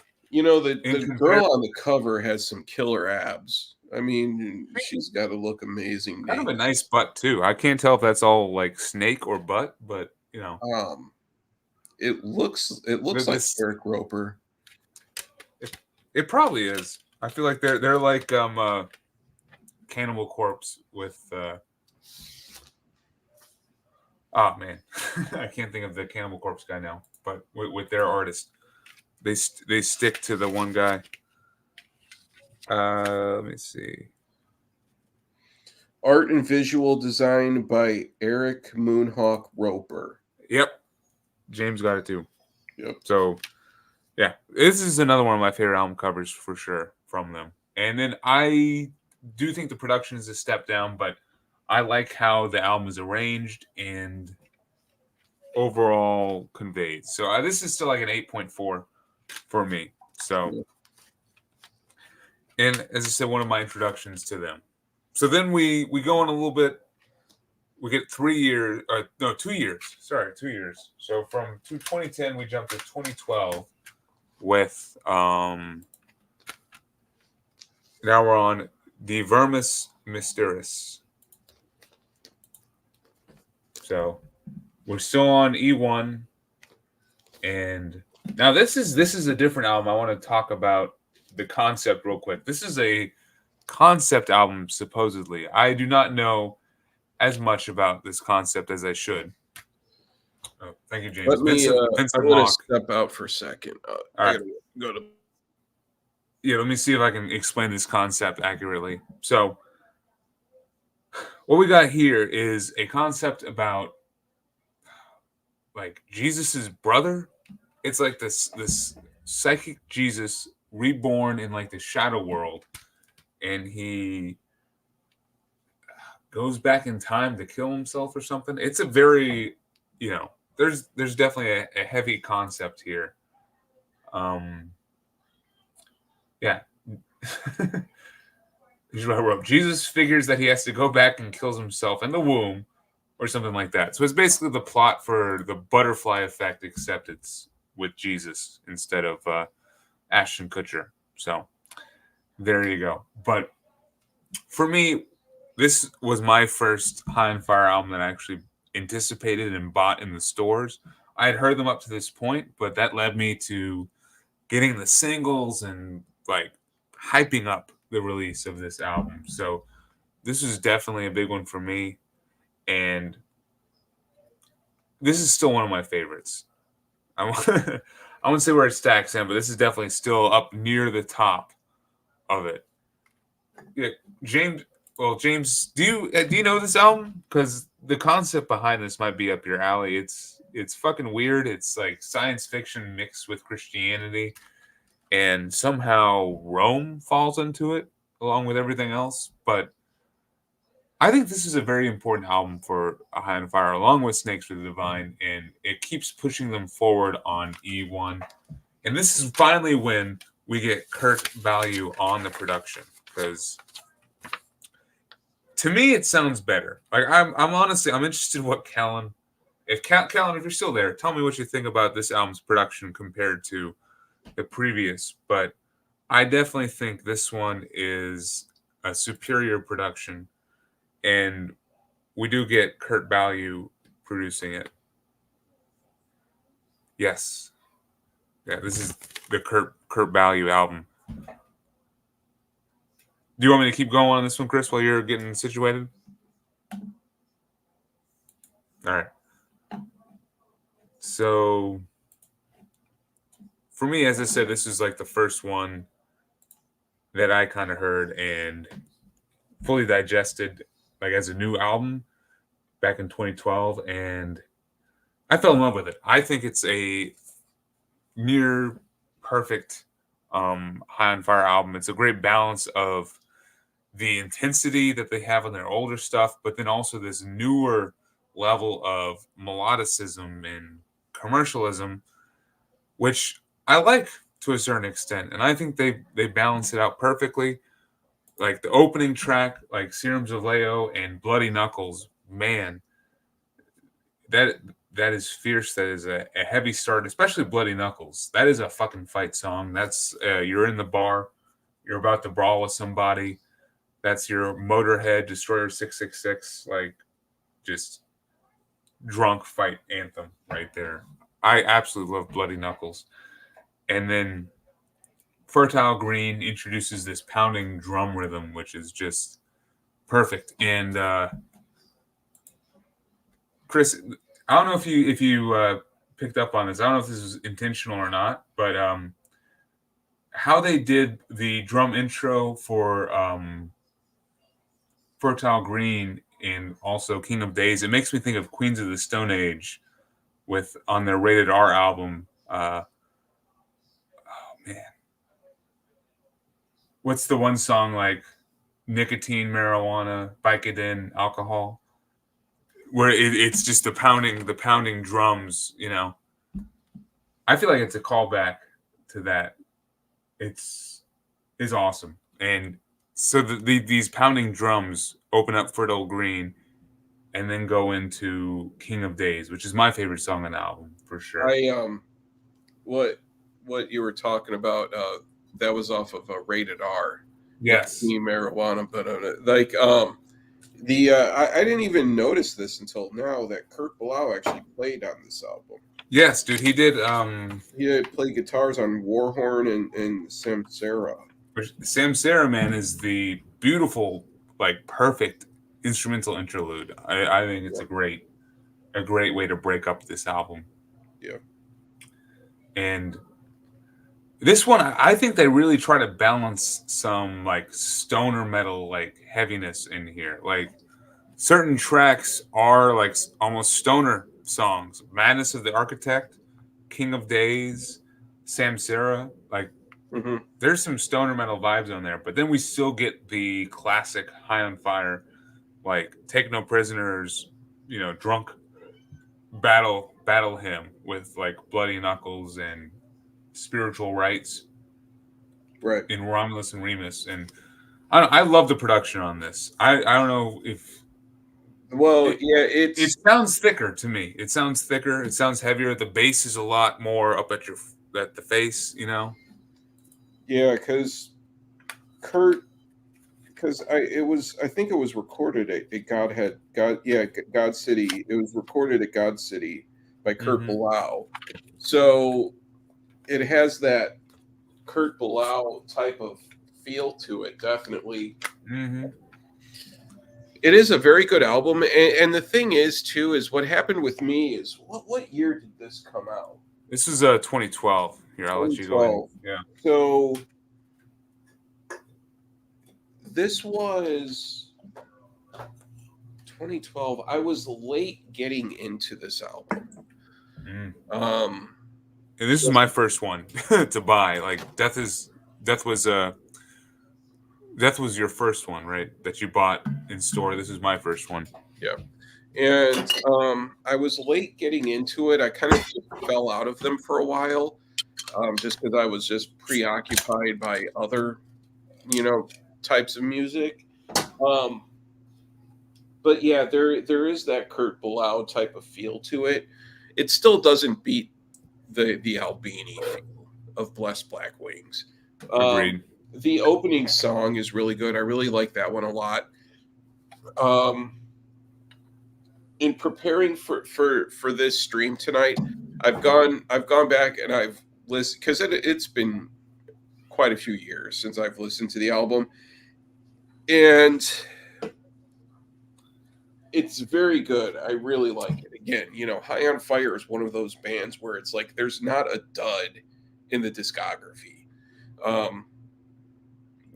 There's not the album of like what the hell is this, or an album of just garbage to get out of a contract or anything. Like every album is really solid, and this is one that it grew on me. Nice.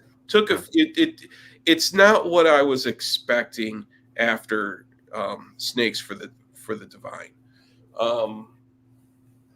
But it took a while. It took a few listens to really grow on me, but then it's a really good album. It's very good. Yep. Yeah, it's definitely one of my favorites, like as I said, and yeah, every single track on here to me is close to a 9. Maybe there's like 1 8 or so, but I want to mention King of Days once again. That is a phenomenal track. That is like their modern sleep song right there, which I love. Which one? King of Days. It's track 7, I think. Okay, all right. It's chill. It's got this just mammoth riff. It still sounds extremely heavy. They kind of take their time building up this like atmosphere. Yeah, it's phenomenal. This is one of my favorites. You'll see when we do the ranking. But yeah, 2012. This was high up there for me. This is definitely like an 8.8 out of 8.8, 8.9 out of 10 for me. The thing that's weird about this too is it's not Eric Roper album art. Oh, so this one isn't.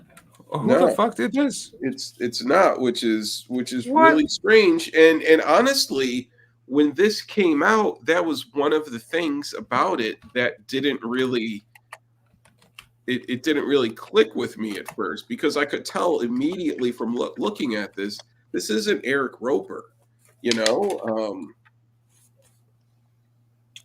it's so weird that they would like separate, because the next album we're back with Roper, right? Like we go to, oh man, where is it? Oh, here. Well, yeah, because they were like, We go to Luminiferous.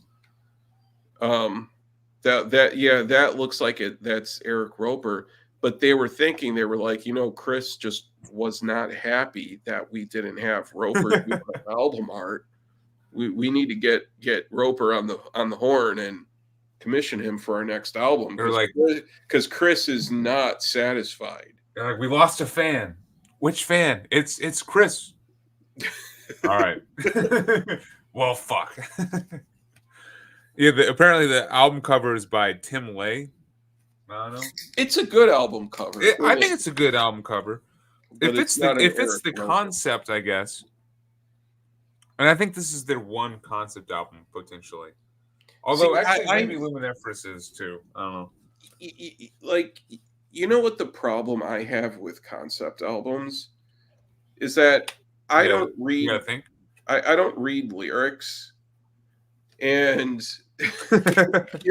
like I still to this day, there are songs that I've listened to probably thousands and thousands of times, and I still don't even know what they're singing about, because I don't read lyrics. I don't read liner notes and all of that. But so if something is a concept album to me, sometimes I'll just think it's just an unusual album, maybe with just some unnecessary tracks or something. Like, that's a weird spoken word only track. I wonder what they're talking about. Yeah, like what were they thinking? But this one, it's definitely not something about this artwork here on the back. It sort of has concept that, all over it, man. It sort of has that feeling of an airbrushed T-shirt that you would get at the beach or something those airbrushed. It's like a Spencer's Smoke Shop or something like that. Of a wolf howling at the moon or something. Or you got emo teenage Jesus in there too, just in case. But yeah, it's a very good album. It is definitely. I was late getting into it, but it's very good. But you got into it. And real quick, Rick wins the dad joke of the night right here. They ropered him back in. Good one, Rick. I appreciate that. All right. So from there, that's 2012. We skip ahead 3 years, and by this time I'm fully immersed in High on Fire as being a favorite band of mine and one that I will always pick up their stuff. And this comes out in, I believe, summer 2015. We get Luminiferous. So D Mysteriis, when did this come out again? 2012. Okay. Yeah. So this is actually the only one that I have on album on record. So let me do my flexing here. All right. So Chris, I know you like the black, but Clear. What do you think about Clear? Is Clear okay? I hear it's the closest. Hold on, which one? Okay, Clear. Yeah, Clear is suitable. It'll do its job. The more we get into these ridiculous splatters where when they describe the splatter, there are 3 line breaks. The butterflies. Oh my god! These splatters, the most ridiculous description for a splatter is look on Relapse on their website now for the Incantation reissues that they just released. And funny. It's similar to how I describe my poops. It's dude, it's a brown splatter with a black line in the middle. Yeah, it's absolutely ridiculous. Just how much I hate this whole colored vinyl garbage. But then, seriously, go and look on Relapse on their website. Everyone in the chat. This is the order. Check out the limited run, the relapse.com exclusive for the Mortal Throne of Nazarene. reissue, and look at how long the description is of colored vinyl and how ridiculous it sounds. It is seriously, there are like 3 line breaks of color this and blah blah blah with blah blah blah splatter and gold blah blah. Like, this is absolutely fucking stupid. Camus got it. It's the sewage infection splatter variant. Each color gets its own like 2-word or 3-word intro. Oh, it is absolutely. I hate it. I absolutely hate it. Every day that goes by, like, I think I'm developing an ulcer the size of a silver dollar just over my hatred for colored vinyl and what it's done to the whole hobby. And I like, seriously, like, I'm gonna end up in the hospital because of this. Bro, you gotta stop shopping on $20 spin. Don't take a break. Not get me started. Okay, High on Fire. 2015's Luminiferous. What you got? Yeah. What you think? Well, Slave the Hive. Fuck yes, dude. Yes. A killer song. And it was also a single that they released that I think was an unusual collaboration, because I think that it was part of a sponsorship with Scion. Exactly. That's what it was. Yeah. During that brief moment of time when the marketing it was weird at Scion somehow thought grindcore and dirgy sludge metal would be a good marketing angle to work to sell automobiles. There were collaborations between Scion the Car and Wormrot and High on Fire and Red Fang and Revocation. It was a fun time to be alive. I enjoyed those. Magruder Corrosion Conformity too. I think Magruder Grind. Like, I have a Scion comp somewhere, and I believe Magruder Grind are also on it. Like whoever thought of this is probably still unemployed if they thought that this was a good. Yeah, let's take these obscure grind bands and use that to sell a $30,000 product to the masses. That's going to work out fine. But so Slave the Hive was the single. Killer song. Really good song. Now this album, this is Kurt Bilal at God City. This is another Kurt album. Yeah, it's another Kurt album. By the way, this is the if you're curious, James posted the actual title of the merge for the Immortal Throne of the Nazarene. It's red, metallic, gold, and black tricolor merge. Look at that. Just to describe the colored variant is red, metallic, gold, and black tricolor, red, metallic, gold. Oh God, I hate what colored vinyl has done to this. I hate it. It's very funny. Rick remembers dude, Enslaved and Immolation had Scion ones too. I have the Immolation Scion EP. Yeah. What a weird combination that was. Coincidentally, Scion doesn't exist anymore. Maybe they made some mistakes. But, that was.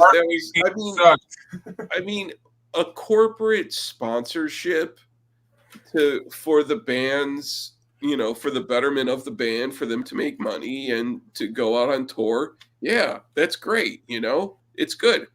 But to sell an automobile, it's just, especially something that's like, I've never.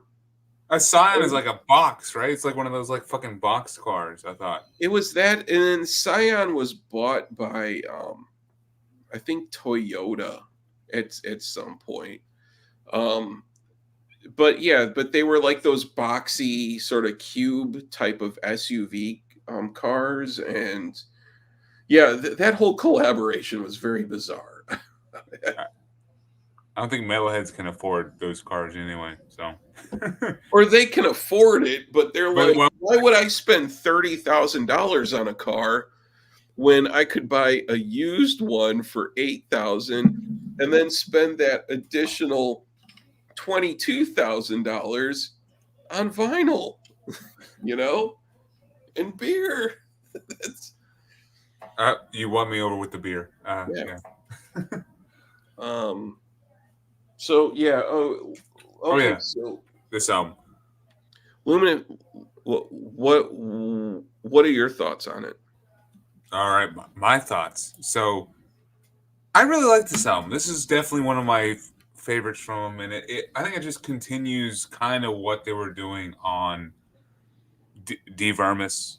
Mm-hmm. It's definitely diminishing returns. I think like it doesn't carry over to the same extent, and this the songs aren't as good. Like we don't get the high points like Bloody Knuckles or King of Days and stuff that we did. But there's some great, like, interesting tracks on here, man. Track 2, Carcosa. Dude, there's a riff in there that will just break your neck.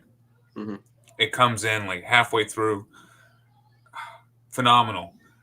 And when they do try to expand the commercial, like, kind of style of their songwriting, they, like, include more clean singing. I think it actually kind of works. The Falconist, track 5 on here, it's phenomenal. And then they almost have like a ballad song, The Cave, which is like an 8-minute track. Also works great. So I think this album is a very just consistent across the board and does contain my favorite like experimental like high and fire songs and more straightforward ones. You already talked about Slave the Hive. Mm-hmm. That song's a barn burner, dude. It's like Yeah. a take no prisoners, just straightforward approach. And then they do it again on tracks like the title track Luminiferous and the Sunless Years as well. But they also kind of break it up too in a creative way. So this ends up near the top half of their discography for me, and it's definitely a favorite, you know, and one that I revisit consistently. So I think overall I give this like an 8.5. Mm-hmm. And once again, Al Mart is cool. We're back with Eric Roper. Yeah. I think we're going there. There is some kind of sexual innuendo here in the album cover. I'm pretty sure. We got we're going into a hole. We're going straight for it, kind of thing. And then there's a light bush too below. Well, you know what it kind of reminds me of is like the guy's head, because you guys know. I mean, you know me well enough, just like Rick and Brian know me well enough that I don't hold back when it comes to bathroom humor and talk and talking about and stuff like that. Something about this guy on the cover reminds me of I got shit. like just a massive pile, you know, just like an iceberg that just fucking just piles up. But yeah, the Eric Roper album art, I'm not big into this one, but it's This one is the weaker one. You know, it probably still holds up in the toilet bowl, as you're saying, but like compared to like Death is This Communion or you know Blessed Black Wings or even Art of Self Defense, we're not we're not there. So I like that they were kind of toned down the logo because like how the logo is sort of semi-transparent. yeah, And then, it very much blends in. right, yeah, I like when they go back to the all lowercase logo on the later one, but Oh shit! You know, fucking hell. I didn't even realize that, but you're right. They pull like an immolation and do the. We'll get back to this album later on, but I did not even notice that until you just mentioned it. So okay, so in the chat, yeah, Camos saying, "Fuck, my memory sucks. I was wondering when you would talk about the Joe Preston era and realize that was 2006." Yeah, Yes, Blessed Black Wings, that man. was it. I'm telling you, it's the Joe Preston on bass, but then also the Albini production, dude. And that album, I love that album. That album is so Yep. fucking good. Rewatch the You know, stream, man, because we both, and we will continue to heap praises because we're gonna do the ranking at the very end. yeah, I But mean, this album will be near the top for both of us. I guarantee it. oh yeah, definitely, yeah. All right, so that was 2015's Luminiferous, and then we jumped 3 more years, and this to me this is an interesting year for Matt Pike and High and Fire. We're gonna go back to Sleep, right? Because this is 2018. We get Electric Messiah in 2018. Yeah. But first, before Electric Messiah comes out on 4/20, 2018, we get The Sciences by Ooh, Sleep, yeah. which I love this album when it came out, man. Yeah, this is a very good album. This is a great album, dude. This is very good. Fucking, We saw them we saw did. them at neighborhood theater. Yep. Yeah. Do you remember who opened for him? Big Business. Yeah. Yeah, buddy. Exactly. Yeah. It was it was awesome. I bought this at that show. Oh, you did? I'm pretty sure I bought this at the show. This was like their like tour edition. Okay, that was a fucking phenomenal show, man. And I great. still like this album. I revisited it a lot. I mean, Marijuana's Theme, Sonic Titan, Giza Butler.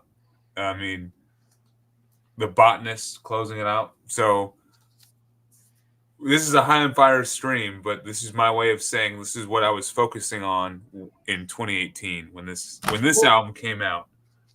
I was focused on this. You know, like that's the thing though, is with Sleep, High on Fire, you always need to, everything goes back to Sleep. You know, you can't like how Gary Holt plays in Slayer, but he used to play in Exodus. You don't really always reference the two. But when it comes to like Matt Pike or Al Cisneros or however, and you know, like all of that, there's always a connection between all of them of all of the bands. Do you prefer Sleep to High on Fire, or where's your? Oh no, dude, I love High on Fire. Absolutely, yeah. But I mean, but for me, it's close. But I think I would take High on Fire just because of how big their discography is and how consistent. Yeah, and you know, The Sciences is a great fucking album. It really is. It is so good. But High on Fire, definitely. Oh yeah. And I like Ohm a lot too. Ohm is really good. Man. I saw Ohm play in the music hall Williamsburg, and that was such a great show. And all it was just bass, drums, and a dude playing the moog, and it was awesome. Yeah. So here, go into Electric Messiah, Chris, because I gotta go take a piss myself. So okay, I'll be right back. All right. So Electric Messiah. This album really kills. I think that when it comes to sort of, it's difficult being a non-musician who's never had any musical talent whatsoever. But to describe musicianship, it's a little bit of a rocky road. You know, kind of trying to describe that, but the opening track, there are some sick fucking riffs in this album. The first song, which one is it? Sown from the Earth or Spewed from the Earth. Yeah, there are some sick fucking riffs here. And that's one of those songs too where it's like listening to you're like, Matt Pike is just like a riff lord. Yeah, I mean, like seriously, like riffs that just are so good. Like they're just awesome. And then that song just really kind of just goes into the next one. Steps of the Ziggurat House of I don't know. And then Electric Messiah again. Awesome songs. They're all awesome. Some of just like really tight riffs are on this one on this album. And what are your thoughts on Electric Messiah? So I guess during my piss break, I missed it. Do That you was like a this really one? fast one too. Do you have like a bottle right at your desk Yeah, there? man, it's right. I'll pull it up. It's right over there. I got a little like commode, a A piss bottle. little Oh piss yeah. bottle. No. The bathroom's close by. Okay. But no, did you like this one, Chris? Oh yeah, I love Electric Messiah. Okay, Really good album. man. So for me, this is going to be another one. Okay, so I James G. Warrior is yeah, saying that they won a Grammy for this one. Did they they? did best metal performance. Yeah. So this was a big one for them. So I'm trying to remember who they beat out. They might have beat out Metallica. They definitely beat out. I was going to say Mastodon, but I'm not sure. No, but yeah, they did win a Grammy. For me, this actually is a weird one. For me, initially when this came out, for some reason I was just not feeling it. I was kind of checked out from High on Fire. Maybe just I was in their rotation of listening to their music. Mhm. A couple albums. Maybe this is like what you felt when Vermis came out. I like listened to the lead single, which was Electric Messiah. I was like, okay, this sounds like normal High on Fire. Then the album came out. I probably spun it once, and it just didn't click with me on that first spin. And I was like, all right. So then I didn't revisit it honestly until leading up to the new album, which I was like, all right, let me try to get back into Electric Messiah and see like what I missed and why did I not like it in the first place. So I don't know, something about it didn't make me want to revisit it. And as I said, upon revisiting, I realized that the initial issues that I had, it kind of has to do with like the track order a little bit. Dude, there are like two 10-minute long songs as track 2 and track 4. Friggin' uh, Steps of the Ziggurat Yeah. and Sanctioned Annihilation are both like 10 minutes long. Those are way too long for the beginning of the album. I'm absolutely with James here. It's a grower, not a shower. In Yeah. the beginning, I listened to it. I was like, what the fuck? And then the other tracks that are like the more straightforward barn burner, very like riff focused, High on Fire songs just didn't really stand out to me that much on first listen. And I just shelved it. I just put it aside. Well, I didn't want to listen to it when it came out. Oh, yeah. I'm sorry. I didn't mean to cut you off there. No, you're good. Oh no, because I was the same way too, where I like because after Snakes for the Divine, I kind of just got preoccupied by other metal bands, and so when Mysteriis came out, and then Luminarious, I'm a little drunk right now too. So, Hey, cheers. but then Electric Messiah, like, I High on Fire for me is always the best when it's fast, and Mhm. but yeah, Spewed from the Earth, dude, there's just some tight riffs in that song. It's so good. Like the first 3 songs all feel like one song just because they're all just so tight. just awesome. Maybe that was my issue. It was just all blended together. I was just like, oh man, I can't even differentiate all the different tracks on here. And that's why, like, when I first listened to it, I just was not clicking with me at all. Upon revisiting it to get into the new one, Cometh the Storm, Yeah, everything really did start to click into place. And I was like, oh shit. Yeah, spewed from the earth is tight. And like just a good straightforward it's high a really fire good album song. So this is the thing too with their songwriting is that they're really good at building momentum in a song. Yes, Like dude. building up momentum in a song is really a skill. And that's what Matt does in his writing, and then same with the drumming too, because also it's about tempo and synchronicity with the Kind guitars. of repetition too of And they're in spewed from the earth. There are these riffs that are so fucking tight and just so fucking vicious that are like right when the song is at its peak, when it's just like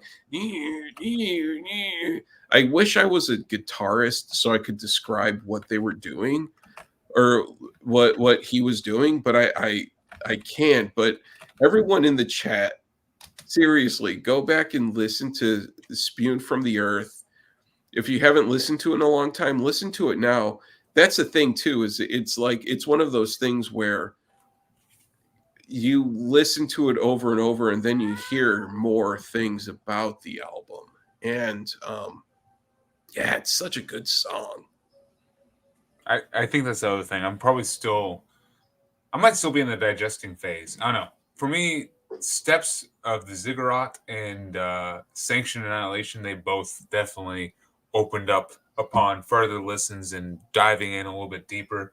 Those are the 10-minute long songs, and Yep.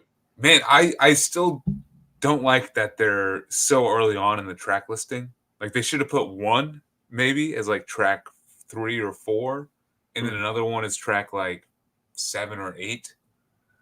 But they're like back to back, and they just really make the first half of the album just bloated. It's a weird flowing album to me, and that's still one of my issues with it. Is that the first half is like the first 5 songs are, the majority of the album, and the others just fly by because they're all like the quick, like, barn burner, high and fire songs. I do want to say, Which are all good. Yeah. Yes. And when I finally was able to get through the first half, which was over bloated, that's when I was like, okay, now I'm understanding this a bit more, and I'm figuring out why I didn't like it in the beginning. And to me, I wanted to highlight the closing tracks over here. We got frickin' Freebooter, fucking awesome, and then Drowning Dog, the final song. That's my 10 out of 10 track. That's probably, yeah, dude. That might be my favorite song out of the last 3 On Fire albums. really. Yeah, it's like that perfect balance between their ballad kind of song and just a very heavy and earnest track. Mm-hmm. It's emotional. It sounds urgent. Matt Pike is he's not quite like clean singing, but he almost is. It's very catchy too as a track. Like I think it might be actually my favorite High on Fire closer, which is because I've been saying this whole time that they write great openers to albums, but when it comes to like the closing off an album, it's not quite as good. But this one, they really seal the deal with Drowning Dog, and I love it. Definitely a favorite song from them, and yeah, this one definitely warmed up to me. It's like an 8 out of 10, but I don't know. It's a High on Fire album. I love it. I listened to it, and I enjoyed being able to fully digest it to get prepared for this one and for the new album, which God of the Godless is another one that like really like preparing, Oh yeah, going back and like preparing for this deep dive. God of the Godless is another one that just like really just hit me. But yeah, this Electric Messiah is an awesome album. dude. Yeah, it's Yep. cool. But no, so now we go from 2018 and we jump a little bit because I guess we have a lot of, that happens between now and or between then and now.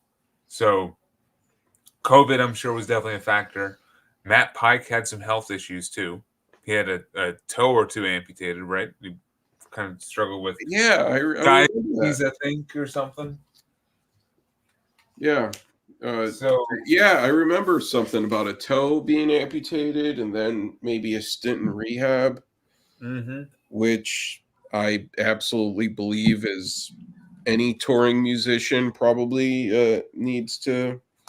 do it at least once. Any person who maybe sits behind a desk for 40 hours a week could probably also benefit from that. But yeah, exactly. So Electric Messiah, and Yep. then after that we go into 6 years later, dude, we got Cometh the Storm. well, hold on a second here because then Oh, you want to do the okay, all right. there was this that came Yes. out, the Bat Salad. Yep. So this was a record store day. This was just an EP. I don't even think it was a single. So Bat Salad is an instrumental that was written by the band, Yep. and then Do you get like Black Sabbath influence from that track? yeah, because I thought just from the name that it was kind of maybe their version of I think Rat Salad is the Sabbath Yep. song. But from listening to it, it doesn't really sound like that. I mean, maybe it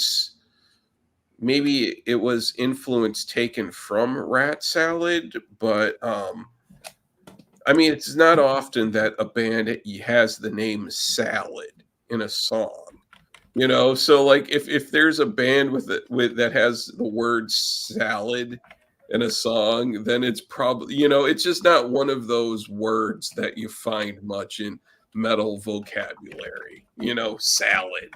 Yep. I just picture tossing a salad like cucumbers and tomatoes and lettuce and all of that or something, or maybe some dead rats or because I thought that maybe bat salad was, well, we can't get the licensing rights to rat salad, so we'll just call it bat salad instead or something like that. I don't know.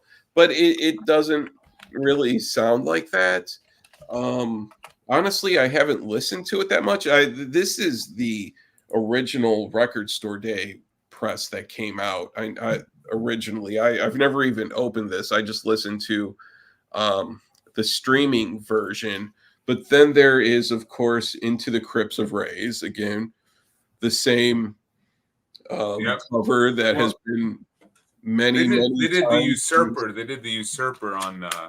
Well, Into the Crypts of Rays was also another Celtic Frost cover that They've done. with that they've done plenty of times, and then a Bad Brains cover as well. So, but yeah,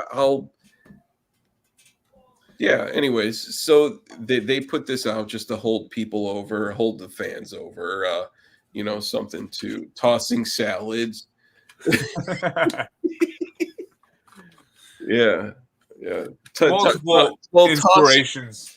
Tossing salads. Oh, so you must mean getting the big tongs out and you're just tossing salads, like all the greens are going in the air, dude. all the greens and the tomatoes and cucumbers and some croutons. You're tossing salads. Sounds healthy, man. At the end, you put some Parmesan on top of that.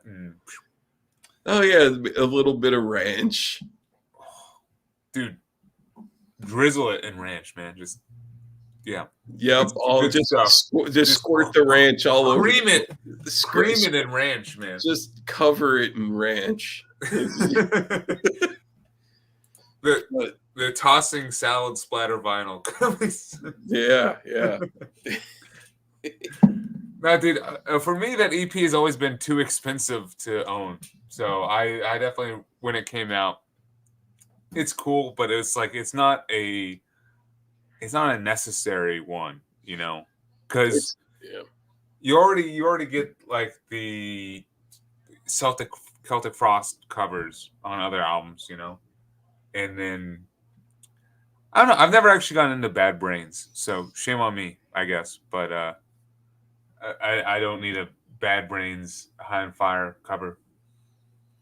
And all the LPs are like $50 for that EP currently. So. Oh really? Oh. I was pricing it before the stream because I was just curious, and yeah, it was a bit much. But I think it's perfectly it's High on Fire's influences. It kind of explains why they are who they are. I mean, you throw Black Sabbath, Celtic Frost, Bad Brains, and Sleep in a blender, boom, you get High on Fire. I think it's as simple as that. It's right, yeah. It's that, you know, Sleep sound, but then also Motorhead too. I mean, me personally, I kind of really get a feeling for a lot of Motorhead, at least in the early High on Fire stuff. That you know, the Celtic Frost, sort of that punk type of feel, but then I definitely feel like that whole like Motorhead type of vibe. I think it carries through because I heard maybe it was an interview with Matt Pike. He said Electrical Messiah was a tribute directly to Lemmy, you know, because this was the first album or an album that they released after his passing. So I thought Electrical Messiah kind of was like their send off, if you will, to Lemmy. I went to when I was in the last time I was in LA, which was a long time ago. It was probably around 2016. I went out there and I went to a bar that was apparently Lemmy was just a regular at a bar. You know, was it Rainbow? Was it the Rainbow Bar? No, this wasn't the Rainbow. It was somewhere else where there was a video poker. Because it has to be there. And apparently Lemmy just lived in a condo nearby, and he was just a regular where it got to the point where just everybody knew him, and he was just like, oh, there's Lemmy. And just go into this one bar, and then he would sit at he had his seat at the bar, and he would just sit there and play video poker all the time. And he was just a regular at that spot. I did, yeah. Loved it. Played with them when they were still Wolfpack. This is about Wolf Brigade, if you know that Swedish hardcore punk. I think they're Swedish. They have a good new album out, by the way. The new Wolf Brigade album is awesome. I've heard of Wolf Brigade, yeah. But man, no. Motorhead's an awesome band. I love Motorhead. Yeah. I don't know if I could listen to their whole discography, but I could probably listen to half and be fine. I feel like they're one of those bands where, because I'm the same way too, you know, like I've never been a huge fan, but I appreciate the classics. Oh, dude, yeah. I got about 6 of the classic stuff.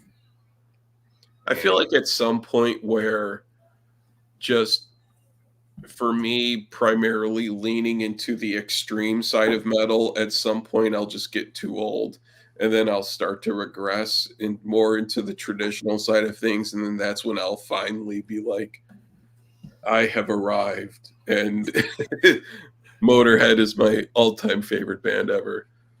Hey, Pastor buddy. Hey, thanks for jumping in. Dude, yeah. Cheers to everyone in the chat, by the way. This is probably my the best well-attended we're concert going on drive we've done. 2.5 hours now of talking about High on Fire. So that's that's pretty awesome.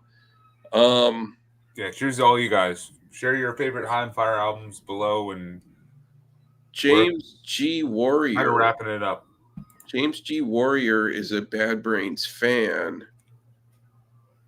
Cover that album, Bad Brains, being the most atmospheric. Like, yeah.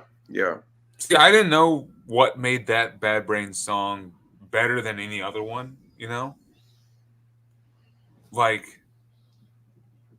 I only know like the like the big couple like singles for Bad Brains. So yeah, I don't know why they picked that one specifically. Which like for Celtic Frost is different. I'm like, oh yeah, that makes sense. You know, picking Into the Crypt of Rays or The Usurper and stuff like that. You know, the thing with Bad Brains too is they're aligned with that 80s DC hardcore scene. Yes, yeah. And that really never really clicked with me. And it's an age thing too. It's an age thing where if I was maybe like 5 years or 10 years older, and especially because I used to live in the area, you know, like if I was 5 or 10 years older, then I would totally be all about it, you know. But like that whole scene just never really clicked with me, because that was more of the 80s hardcore thing was just never really my thing. I was, you know, the 90s metal type of stuff. But yeah.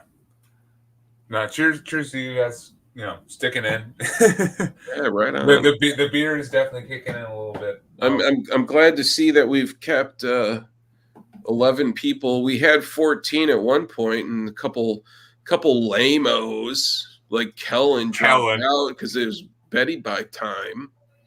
Well, we talked about the albums he cared about. After the production was ruined, it was. And he was like, "I'm out of here. I'm out." Nah. But here, it's 2024, and there's still a High on Fire album to discuss. Mm-hmm. They just dropped one earlier this year. 420 actually. It was like 419 that they dropped it. So I guess now is a good time to try to segue into the final current High on Fire album, Cometh the Storm. And dude, I don't know about you, but I was really feeling the hype for this. Like when it was approaching the release date, they were dropping the singles. They released Burning Down as the first single, and then the title track, Cometh the Storm, with like good music videos. I like the music videos for both. I was feeling this. I was feeling the hype. I was like the anticipation, the excitement for a new High on Fire album. It was almost the opposite that I had for Electric Messiah, where Electric Messiah was like, I almost didn't care, unfortunately. But this one, I was fully invested. Picked this up the day it came out. I know back when this was approaching release date, this is when we started talking about doing the stream, which I'm glad we're finally now getting to it. Took us long enough, but it was, definitely highly anticipated for me. What did you feel about this as it was approaching, and what color is your vinyl, I wonder? Well, my vinyl is always black. Oh, okay. I like my vinyl how I like my women, black. What about your copy? This one, when it came out, and you know, this is still a brand new album. It hasn't been out that long, and I haven't listened to it enough to have like a really good opinion of it. But the album artwork, again, dude, Roper kicks ass. This is album, and I love the way too that the album cover is sort of laid out, where it's like you really get that feeling about like how this, you know, this pirate ship, it's off center. So you really get the feeling that it's like it's floating and it's coming towards you, because if it was lousy art direction, it just would have been centered, and you know, it would just be like whatever. But it's off center, and it's just really kind of just pulls you in. It's really just pretty awesome. This album, it's more mid-tempo.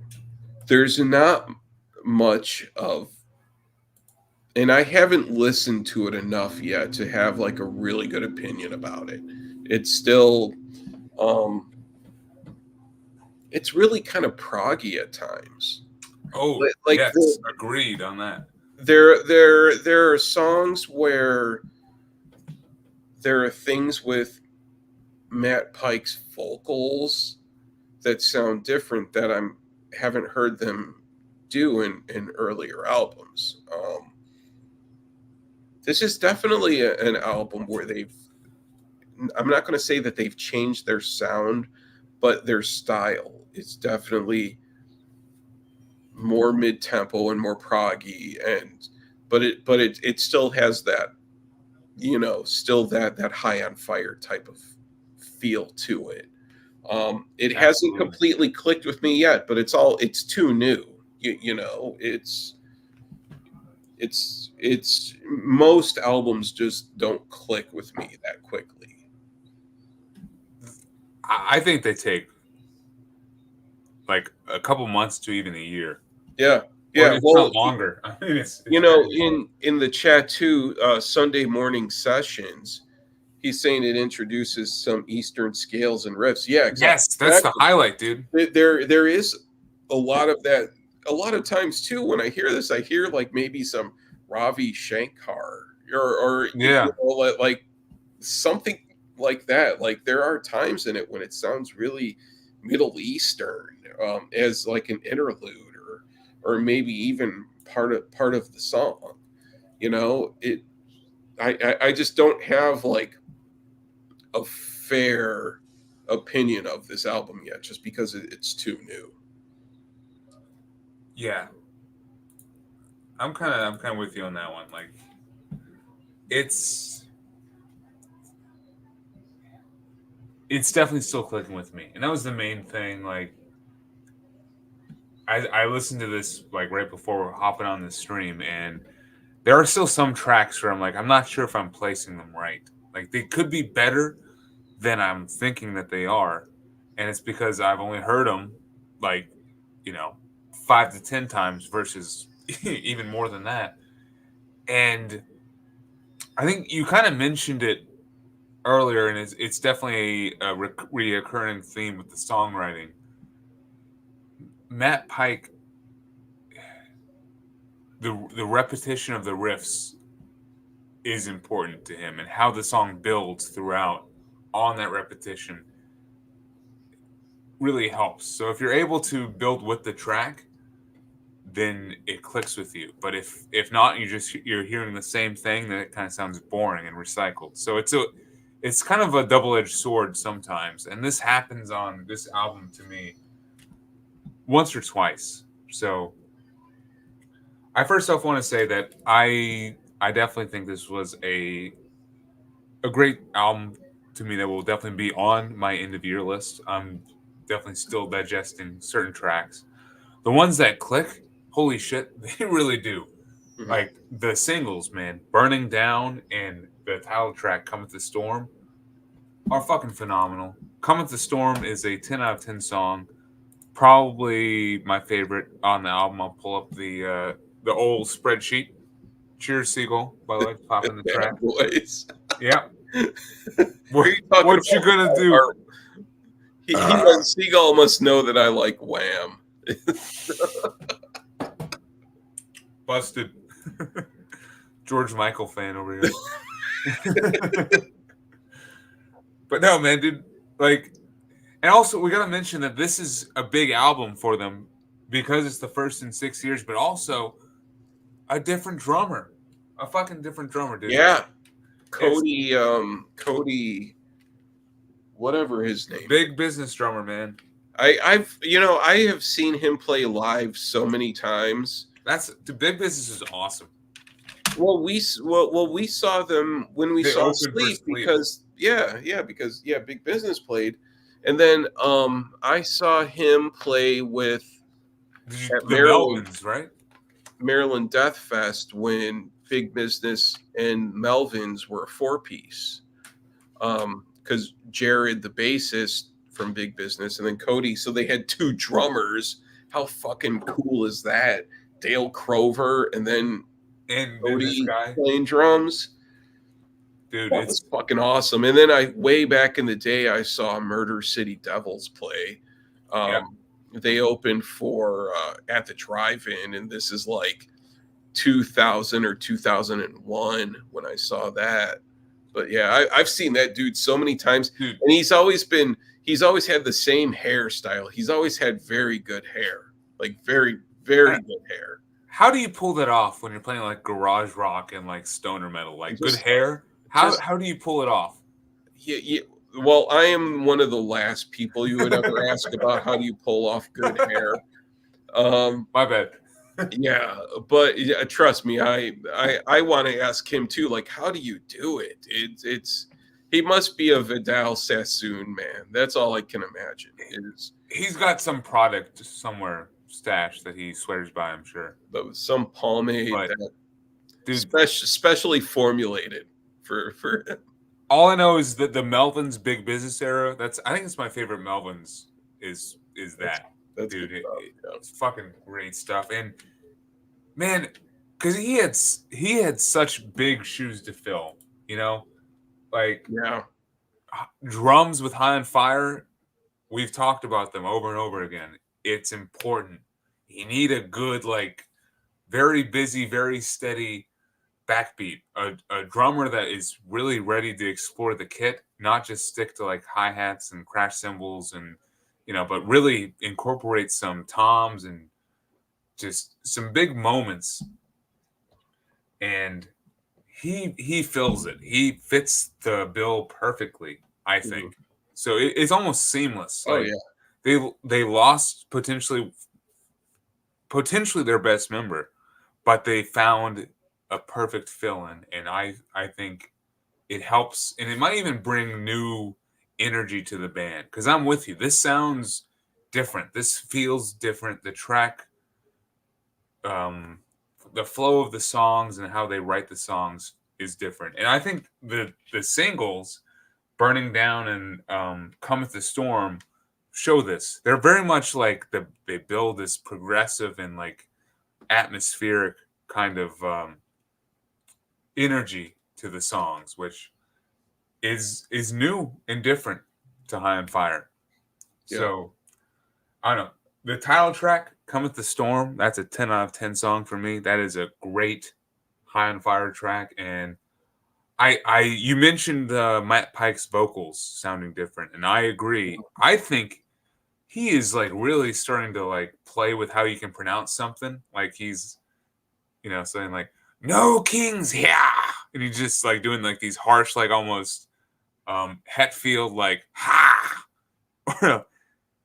He's just changing how you would pronounce a word to really make the song sound better for it. And he does it on Burning Down and on like also the Beating and Tough Guy. Like that is a interesting combination where they're two separate songs, but they're almost like a continuation of each other.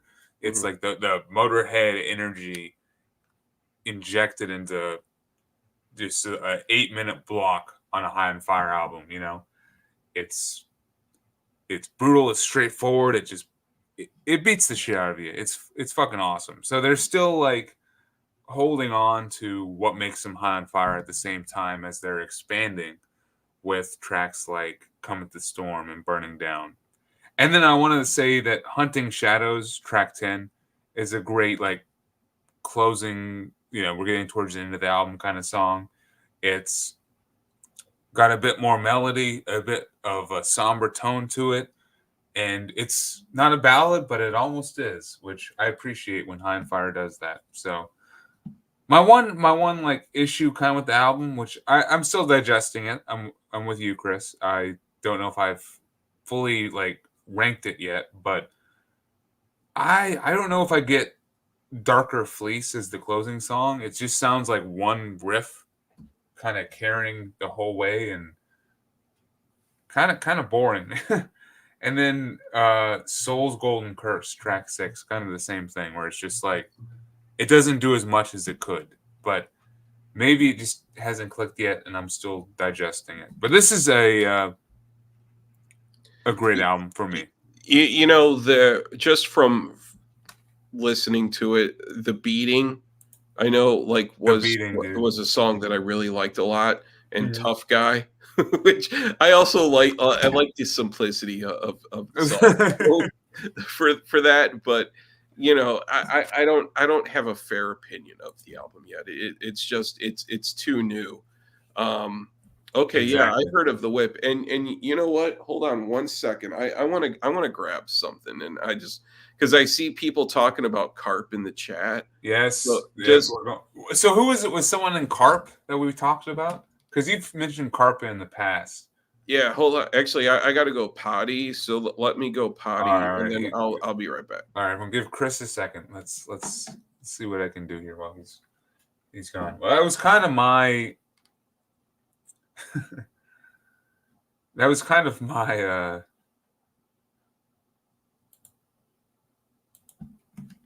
all I want to say about this one. So while Chris is gone, it's just me over here. I do want to dive into what I consider my first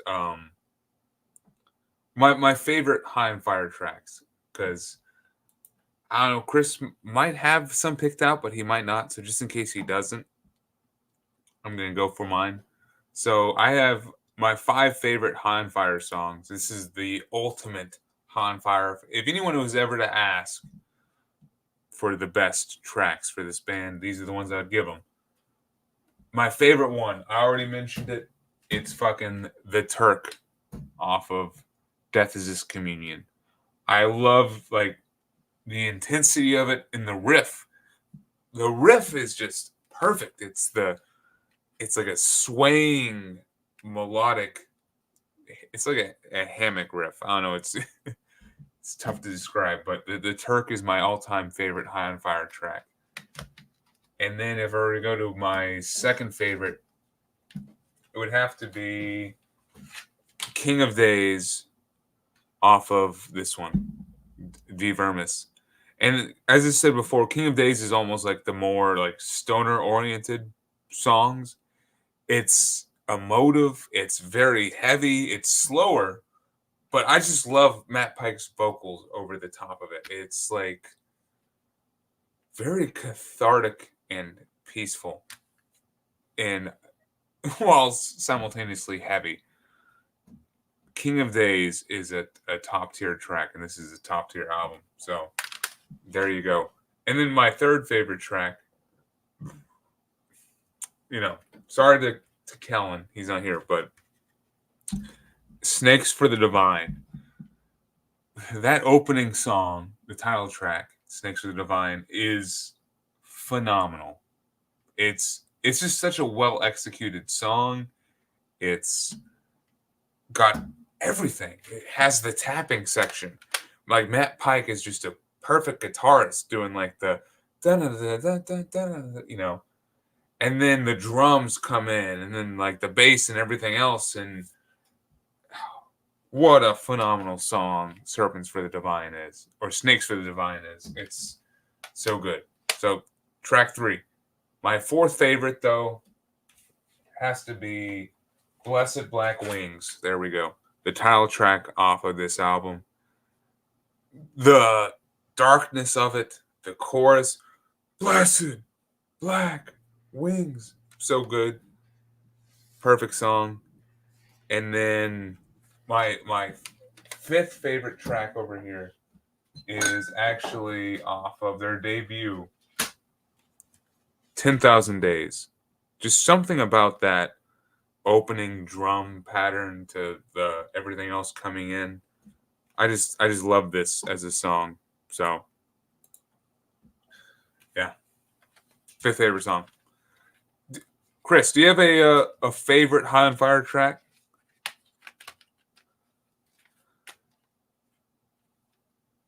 You're on mute, my friend. Okay, so number one favorite High on Fire song. Yep.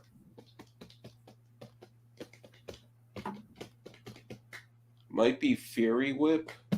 Yes, very nice. Could be. Could be. Oh my god. There's options. Devolution, maybe.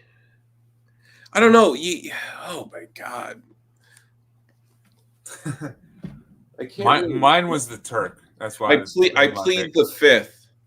I plead the fifth. It's all good. It's all good. You got some shit with what Carp and Big Business. Okay. What you got? So there is a lot of chatter going on in the chat about Carp. Yeah. So here's Carp. I have this one. I think I have everything that they ever put out on CD. So this is a singles comp right here. And then Mustache is Wild is awesome. This one's so good. I love this album. This was a split they did with Rye Coalition. And then what else? Oh no, there's another one that I also have too. The classic one of the eagle holding the two heads in its claws. I have that one on CD too. It just wasn't when I moved, everything got all fucked up and it's all out of order. But I also have that one too. So I have every Carp CD. I don't have any of the vinyl. And trying to get the vinyl nowadays, the prices are absolutely ridiculous. So I still have to get into Carp. I've not heard them yet. I just see all the chatter about Carp because Carp was the bassist from Big Business. That was his I think his first band, Kill All Redneck Pricks, which was really good stuff. And then but then they formed Big Business, Carp, and then Cody, the drummer for Murder City Devils, and he's been in like plenty of other bands too. So yeah, he's a sick drummer. He's a very good replacement for Dez for leaving and all that. So a seamless replacement, like. Yeah, I'm sure if Matt Pike was watching right now, he would be like, okay, good, we did the right thing because drunken metalhead and Depeche Commode would say that we did the right thing. Matt Pike, you have our blessing. Yeah, he's like, okay, good. These two YouTubers. I was worried. YouTubers. All right, are you ready for the actual ranking? I'm ready. All right. Yeah. Do you want to go first? Or you want me? Why don't you go first? All right. So my favorite High on Fire album is Death is His Communion, which where did I put it? Oh, yeah, it's right here. Yeah, number one. Yeah. Just the most consistent, the best songs overall to me. Yeah, this is the ultimate High on Fire sound. Number two for me would have to be this one. And it could be biased because of where I came in on. Vermis, Mysteriis. This is my first High on Fire album, but I think it's super consistent and just shows them like really getting into the modern era in a perfect swing and really taking advantage of being on the E1 label too. And then number three has to be Blessed Black Wings. And this is really close. Like this is tough to find, to decide, but Blessed Black Wings, number third. After that one, what I got? Luminiferous. So big fan of this one. So number four. And then for number five, I actually like Snakes for the Divine for number five. And then number six, The Art of Self-Defense. This is just such a unique album for them. They they've only ever, created this one perfect balance between sleep and where High on Fire is going. Such a fun album to revisit, and as I said, 10,000 Years is just a great track, great song. After that, I'm actually going to go with this Cometh the Storm. Still digesting it, but I can definitely tell that it's at this point. It's towards the top half. And then we get Electric Messiah. And then finally, last, and I guess least, but not least, because I still like it, Surrounded by Thieves.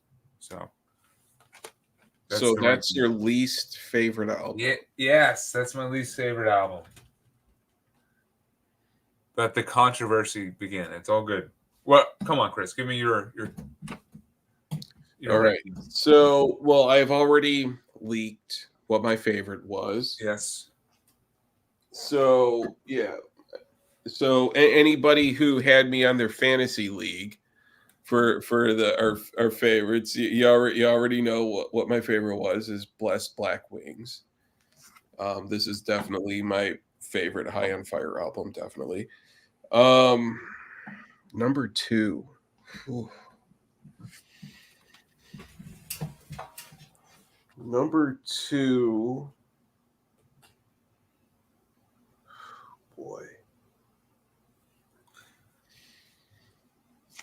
Oh man. Oh wow. Yeah. Surrounded by Thieves.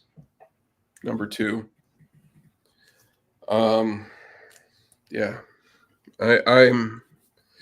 I hope that one day, if I ever run for office and then this tape comes out and here he is, he's flexing his High on Fire albums, and there's not any controversy or anything.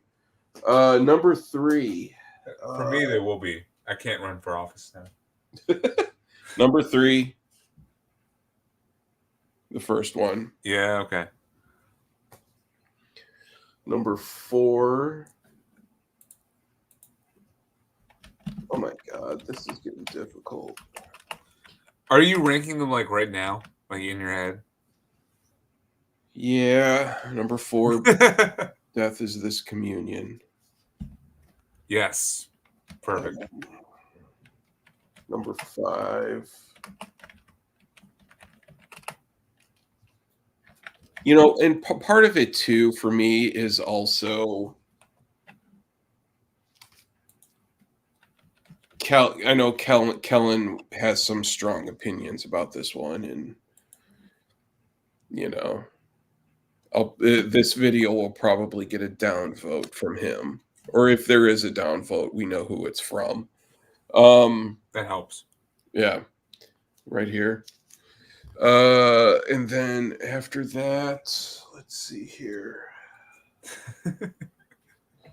Going right here with this one. Oh, James G. Warrior. Okay, so he's talking about Ass Suck, right? Oh, he was talking about Ass Suck, yeah. Okay, so. But what's after vermis? So that was your number 6. You got a couple more though. What else you got? Electric Messiah. Which, you know what? I might swap out Mysteriis with Electric Messiah, because I've had a couple, maybe like, like I've had one too many beers where my judgment just really isn't quite.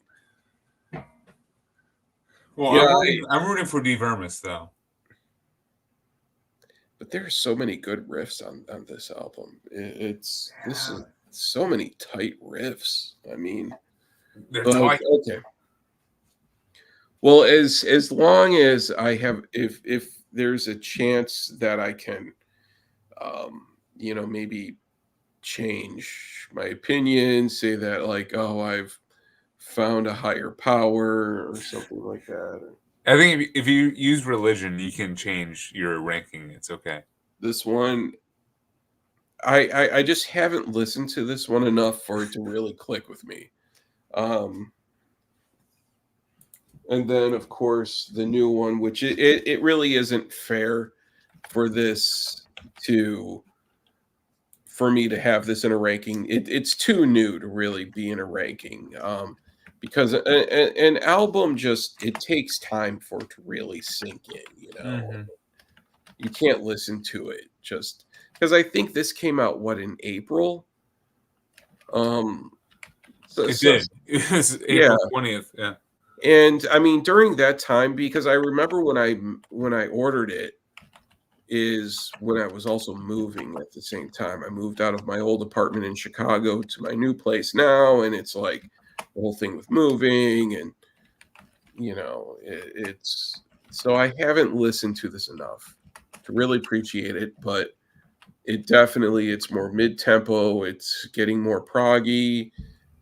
Matt Pike's vocals, they're doing some funky things with his vocals that I like. Um, but yeah, so I'm not saying that it's my least favorite. All I'm saying is that I haven't listened to it enough to really have a fair opinion of it. And yeah, so that's the ranking of the High on Fire albums. Nice. All right. So I guess real quick before we exit fully from High on Fire, Chris and I did get the chance to see them live. Like, how many, did you see them live outside of the one time that we both saw them live together? Yeah, yeah, oh yeah, because I Oh, saw you them. did. You saw them back in 2005. You said, right?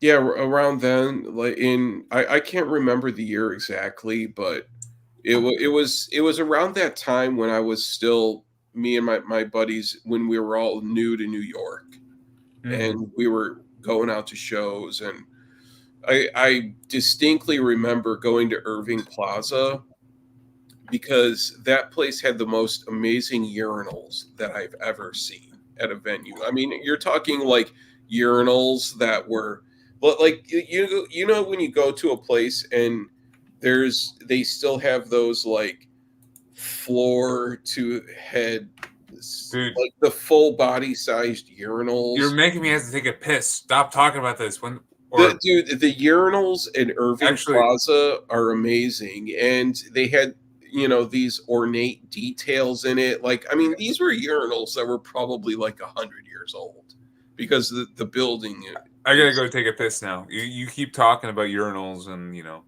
seeing them okay. live, but I'll be right back. Okay, so a little more about these urinals at Irving Plaza. Thank you. There's this thing that's interesting, and urinals are one of those things that nobody ever talks about, but I've just noticed over time of living in old cities or going to really old venues about how back in the day, in like the early 1900s, mid-century, whatever, there was this pride that really went into designing a urinal. And at some point, it's become really cheapened to the point where there's just this like sort of egg shaped sort of thing that is just fits onto a wall, and then you go and you take a leak into it. But back in like the 1920s, the 30s, whenever, like they took pride in designing a urinal and the whole experience of where you go to a urinal. And the thing that always amazed me are when you go to a really old building and the bathrooms, you could tell they've just been there forever, and the urinals, like the handle to flush is like at head, the same height, at eye level, but then the urinal always goes all the way down to the floor. Like, I mean, like you know what I'm talking about, right? Like the urinals that go all the way Are we? down We're to the still talking floor. about the urinal. Yeah, oh yeah, oh no, trust me, the Irving Plaza urinals are absolutely amazing. I mean, those are something I wish I got photographs of them because it was just this like it wasn't even a urinal, it was a sculpture that of just porcelain, like porcelain majesty, and it had this ornate trim around it, and it was one of those urinals where it's like the handle is up here and it goes from head all You're the way making me down want to to the eat out of it, foot. Chris. What are you doing? Stop it. And but then think about it. That urinal was so old that think about who Lou Reed probably took a leak in the same urinal. You know, I mean, I mean, think about it. Don't it? No, yeah, no. You don't want to eat the mint in the urinal, definitely. But the Irving Plaza urinals were some of the most majestic urinals that I've ever seen before. Like they were just absolutely. I mean, those. I hope that at some point they're sort of, you know, There's got to be a removed statue. out of that building and then put into a Immortalize them. museum somewhere. Like I want to start a museum of urinals of like there was a time when architects took pride in designing a urinal and the urinals in Irving This Plaza. when men could piss with pride.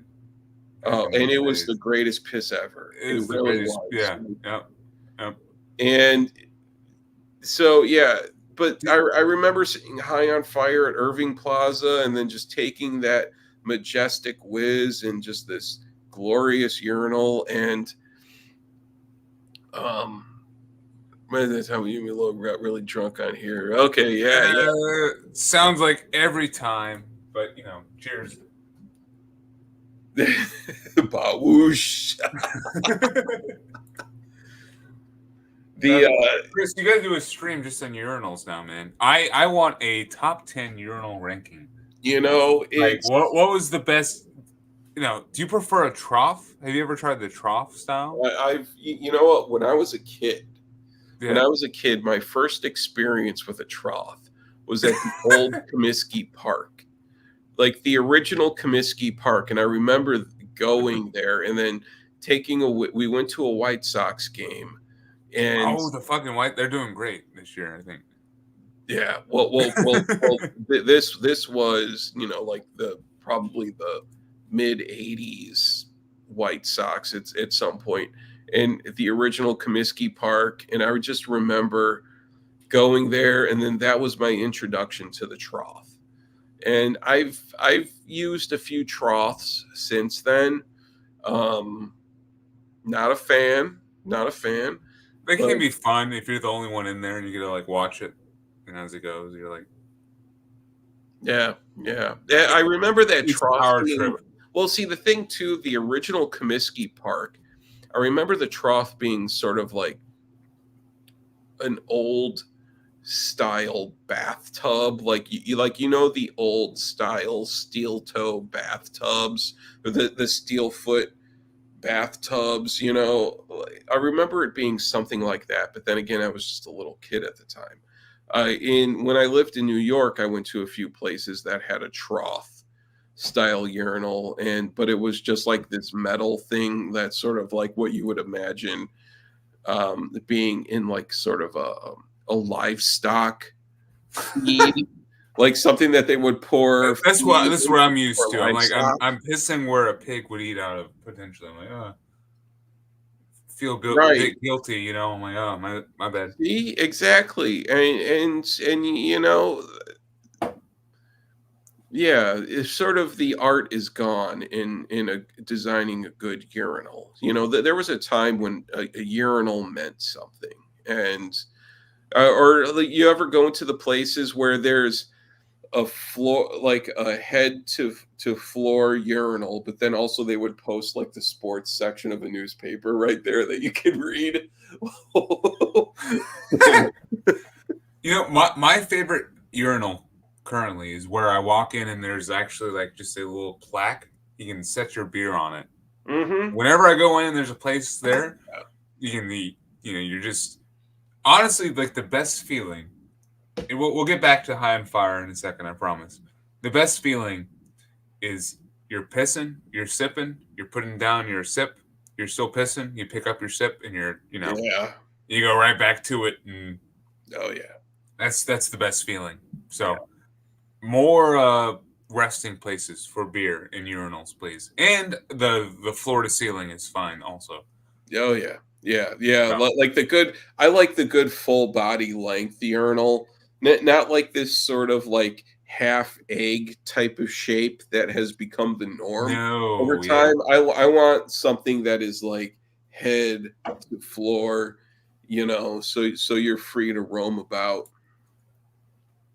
I mean, I can piss and hold a beer at the same time, but it's so convenient. Yeah, All right, but so you saw them apparently at the best place to take a piss ever, Irving Plaza in New Irving York. Plaza. The divine snakes for the divine urinal was there. But then, did you see him between then and when we saw them together in Charlotte? Because we saw him in 2019. No, I don't think so. And do you remember this concert? Because we went back. It Yeah, was yeah. I It was remember that because Power Trip played on the same show, yeah. right? Here was the lineup. It was the opening band was Devil Master. Do you remember Yeah. that band? Oh, I remember I that. was underwhelmed as shit by that band. Dude, I I'm not trying to like piss off anyone who likes Devil Master and stuff, but the dude was like wrapped up in spider webs and was just going like that the whole time, and it was a very underwhelming set for me. they they They they did they, not click. they They did were not click with me.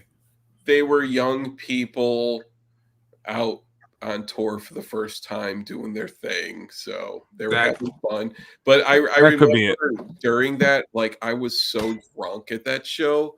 I Dude, it went was this rough. the singer from Phantom Master. I remember I went up to him and I was like, I put my arm around, I was like, bro, you guys are fucking sick, bro. And I did like the fist bump and it was like, and I was like, dude, you guys are fuck yeah, bro. And then of course I did the classic thing. It was like, let me get you a drink. And then I was like, bartender, all of them, it's on me. And I You're like, remember why did I he spend was like, $100? okay, thank you, thanks. I don't even know if they were drinking or something, but I Man, no. So for me, that show it was big because, dude, I was cross buzzed as fucking hell, dude. I was like, I remember we took an Uber over there from your place. I was like pretty high, and as soon as fucking Power Trip came on, man, I was like, all right, I'm in the pit. Let's go. I should not have been there because my reflexes were dulled as fuck. And as soon as what swing of the axe, I I think I actually broke my arm. dude, you know what? I landed on my arm and it was bruised and like fucking bulbous the rest of the night. And I I never went to the doctor, but I'm pretty sure I broke my arm at that concert. I wasn't even a Power Trip fan. But then after that show, I was like, these Did dudes you? are fucking awesome. They are 'Cause they fucking were awesome. so good. Yeah. Yeah. Power Trip was really good. And now it's like that's a pretty big thing to have seen Power Trip back with with Riley right after they released that album. Like that's Mhm. an important era, I think, for Yeah. modern thrash. So yeah, it was cool, but unfortunately for me, I fell, I hurt my arm, and the rest of the concert, I was just thinking about, I think I broke my arm. So I was not paying attention to what High and Fire were playing, but they had a pretty killer set list, dude. We're talking like they open up with Blood from Zion, then we got like Spewing from the Earth, and some stuff from uh, Electrical Messiah, Mhm. Rumors of War, Speed Wolf. I remember them playing Speed Wolf. But by that point in the night, I was so drunk and And high. look, they Like, played Fury Whip too, dude. yeah. So a great set list overall, and just one I wish I wasn't as distracted on. But still, yeah, still a phenomenal concert. I remember I spent like a ton of money on merch. I tried to find my shirts because I have High on Fire shirts, that I've bought when I saw them. And I Dude. remember that night I bought this pretty sick one at that show, but then I also have the High on Pryor shirt too, like the one that's like the Richard Pryor one. Oh, dude, that's Um, a classic.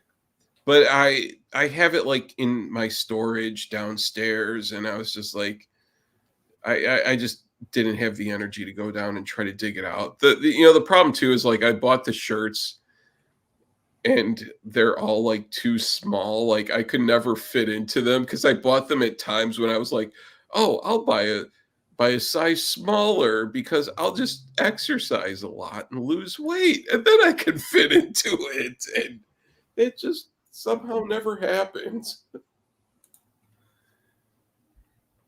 That happens. The best planning. Yeah. But yeah. So that was the one time I saw High on Fire. Hopefully, I will see them coming up soon. They're in New Orleans on October 8th, which is a Tuesday night, which kind of sucks. I've been staying away from weeknight concerts, but maybe I'll make a. Yeah, it's during the rough. whole like having a day job thing. It Sucks. sucks. Yeah, it's really easy to sort of flake out. Are we gonna flex Yes. some more honorable mentions? Are you ready? So Chris has some honorable mentions and some other bands that Matt Pike has been in that he's ready to show off. What you got? Hold on here. So this is some other Pike related stuff.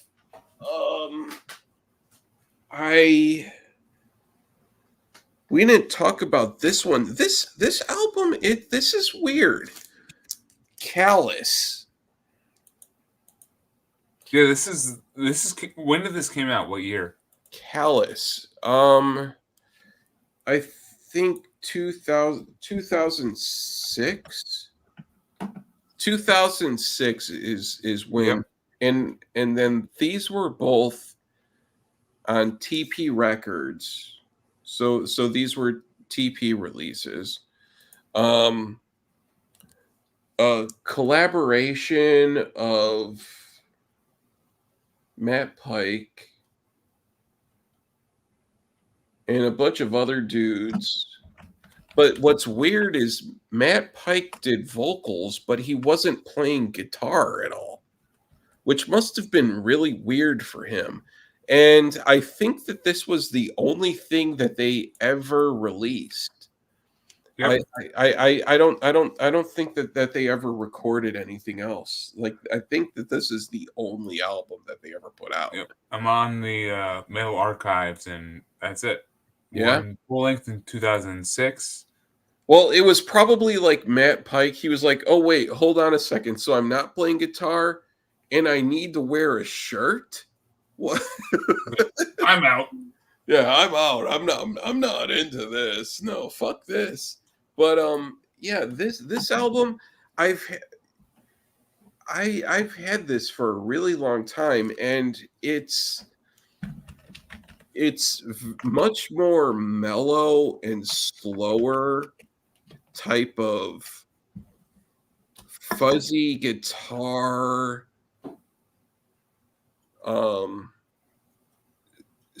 not, I don't want to say stoner type of rock, but in that vein of maybe kind of like down-tuned, sludgy, but still kind of more rock feeling at the same time, yeah, the lineup was, I don't know what like the history of this band really that much. I know about, the other dudes who were in whatever bands, but this was only just a one-off that he was in, and it just doesn't feel right with Pike doing vocals, but then he's also not riffing and shredding at the same time. See, you could tell he was not behind the guitar. It wasn't like as aggressive as On Fire or no, yeah, not at all. No. So yeah, this is just sort of just an oddball release that honestly, it has lukewarm reviews yeah. from what I've seen, like on archives and other websites. Okay, right. I believe it. I mean, I listened to it again preparing for this stream, but then the last time that I listened to it, the CD was probably like, I don't know, maybe 10 years ago or something. I've had the CD forever. And then I just happened to come across the record one time, sealed, just in a discount. Oh, nice. Yeah. But yeah, it just doesn't feel like Matt Pike. And Matt knows this too, because that's the only thing that they ever put out. So yeah. And then what about do you have Dude, I got none of this shit, man. It's all you. You got the Matt Pike versus the automatons. okay, so now this is a newer one. Yeah. Pike versus the automaton. And this is I bought this at the same time that I bought the newest High on Fire album. So I'm not a good judge of this album yet. I just haven't listened to it enough to like really form like a good opinion of it. But he's with a different bass player and a different drummer. I didn't do any research really to see like who the dudes are. I'm sure that they have some sort of like history with some other sick bands or something. There's a song called Throat Cobra, which is interesting. There's a song that I really liked a lot called Alien Slut Mum, which is really good. But yeah, it's again too like I this is very new to me, and I haven't listened to it enough. I don't have an opinion about it at all. But it's interesting because you would think it's a High on Fire album because it's Pike guitar. Kind of looks like it. Yep. What was that? I mean, it looks like it too, like the album cover and Right. Yeah. And it feels more like a concept album because I've listened to it all the way through. But you can't listen to something just once or twice and then just completely understand it.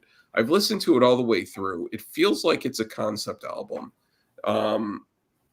There are some songs that are really fast, like even faster than, say, like what the fastest High on Fire song would be. But yeah, I don't have a good opinion of it really. So yeah, Pike versus the Automaton. It's on E1, the same label. okay. It's a good price always. I'll pick it up at some point, I'm sure. Just for that.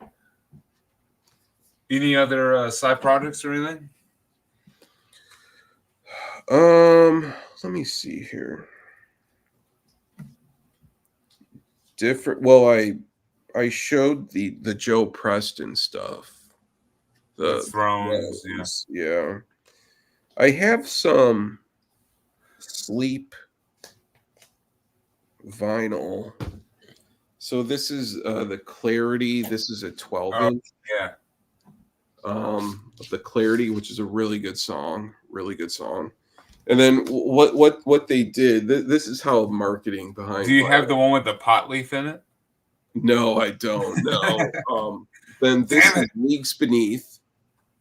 this is the 12-inch single for that. But then what they did is they packaged both of those into a double EP right here. so they're really good at finding ways to resell existing products. But yeah, if it's good, it's good. Yeah, the pot leaf one that you're talking about, that Third Man put out, those things like sold out. Apparently at like the pressing plant, there was a line out the door of people. What song was even on the pot leaf? Was it the Clarity or was there something else? I don't know. I'll have to look it up. I don't know. I don't know. And you know what? The thing that pisses me off the most about that is that probably most of those just went on Discogs immediately. I absolutely hate how, okay, so we have this idea for a cool vinyl pressing, something different, but then it just immediately becomes a cash grab for all the fucking flippers and all the fucking, you know, people who don't even know the music, but then they just, you know, buy it and then just put it up on eBay or Discogs. I absolutely hate it. Quick with the sciences, I love the inner. Yeah. It's just a breakfast with you got the bong in the back. Man, what a band! Good sausage links right there. Oh, dude, making me hungry right now. Adult Swim had something to do with the Clarity. They did. Adult Swim has had some metal comps. They're good with like deep cut metal and hip hop. Like Adult Swim, good for music for sure. Yeah. All right. Any final thoughts with High on Fire that you want to share? You know, I seriously, and I you know, if we were to say, if there was a big four for 2000s to current North American bands, where we need four bands that can fill an arena. Mm-hmm. I really believe High on Fire is in the discussion to be one of those four. I really do. I think the talent is there. I think a solid catalog. When High on Fire play, they always pack the house. You know, I mean, it's always packed. I really believe that. I think that they are absolutely just a solid band, tight musicianship. You know, they're pretty awesome. I would probably agree with that. I think if you got to think about like who will carry metal forward, High on Fire is definitely one of those bands, and I think they will definitely continue. I hope for at least another 10 to 20 years. You know, I guess it all depends on Matt Pike and what he wants to do. But I hope their legacy continues to push them forward, because I think they really set themselves up to be something special in metal overall. Like, we're not even talking about subgenres here. We are just talking about the overall metal scene. They won a Grammy. James mentioned they won a Grammy back in 2018. They are beyond like a certain subgenre at this point. I mean, with us, you know, we still can categorize them with whatever we want to, but I think at this point they're beyond that, and they deserve it. Matt Pike deserves it. God knows their drummers deserve it, and I hope that one guy, the original guy, is sitting on a beach somewhere and just reaping in, you know. I don't know if we said this before, but like they've been on video games. Like Devolution was on Tony Hawk back in 2005 when it came out. Like, no, I didn't know that. Yeah, like they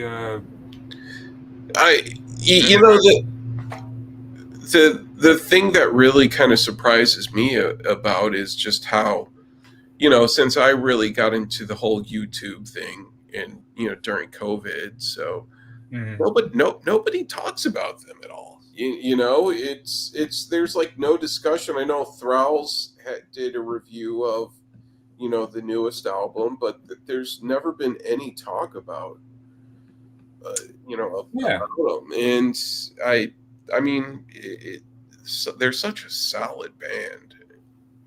There Yeah, should be more discussion. absolutely.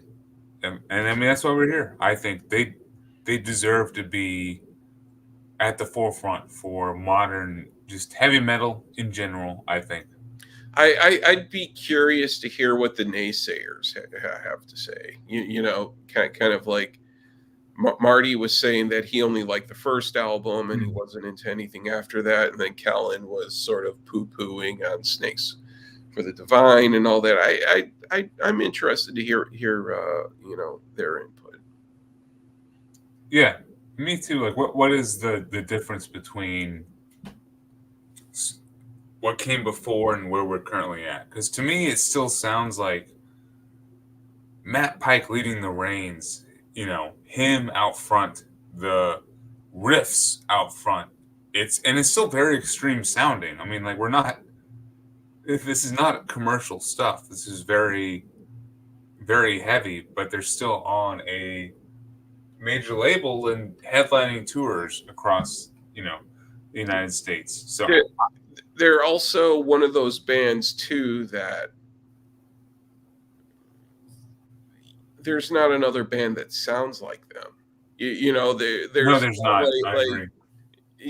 Like you listen to a band and you think like, oh, they remind me of High on Fire. That's not the case. That doesn't happen.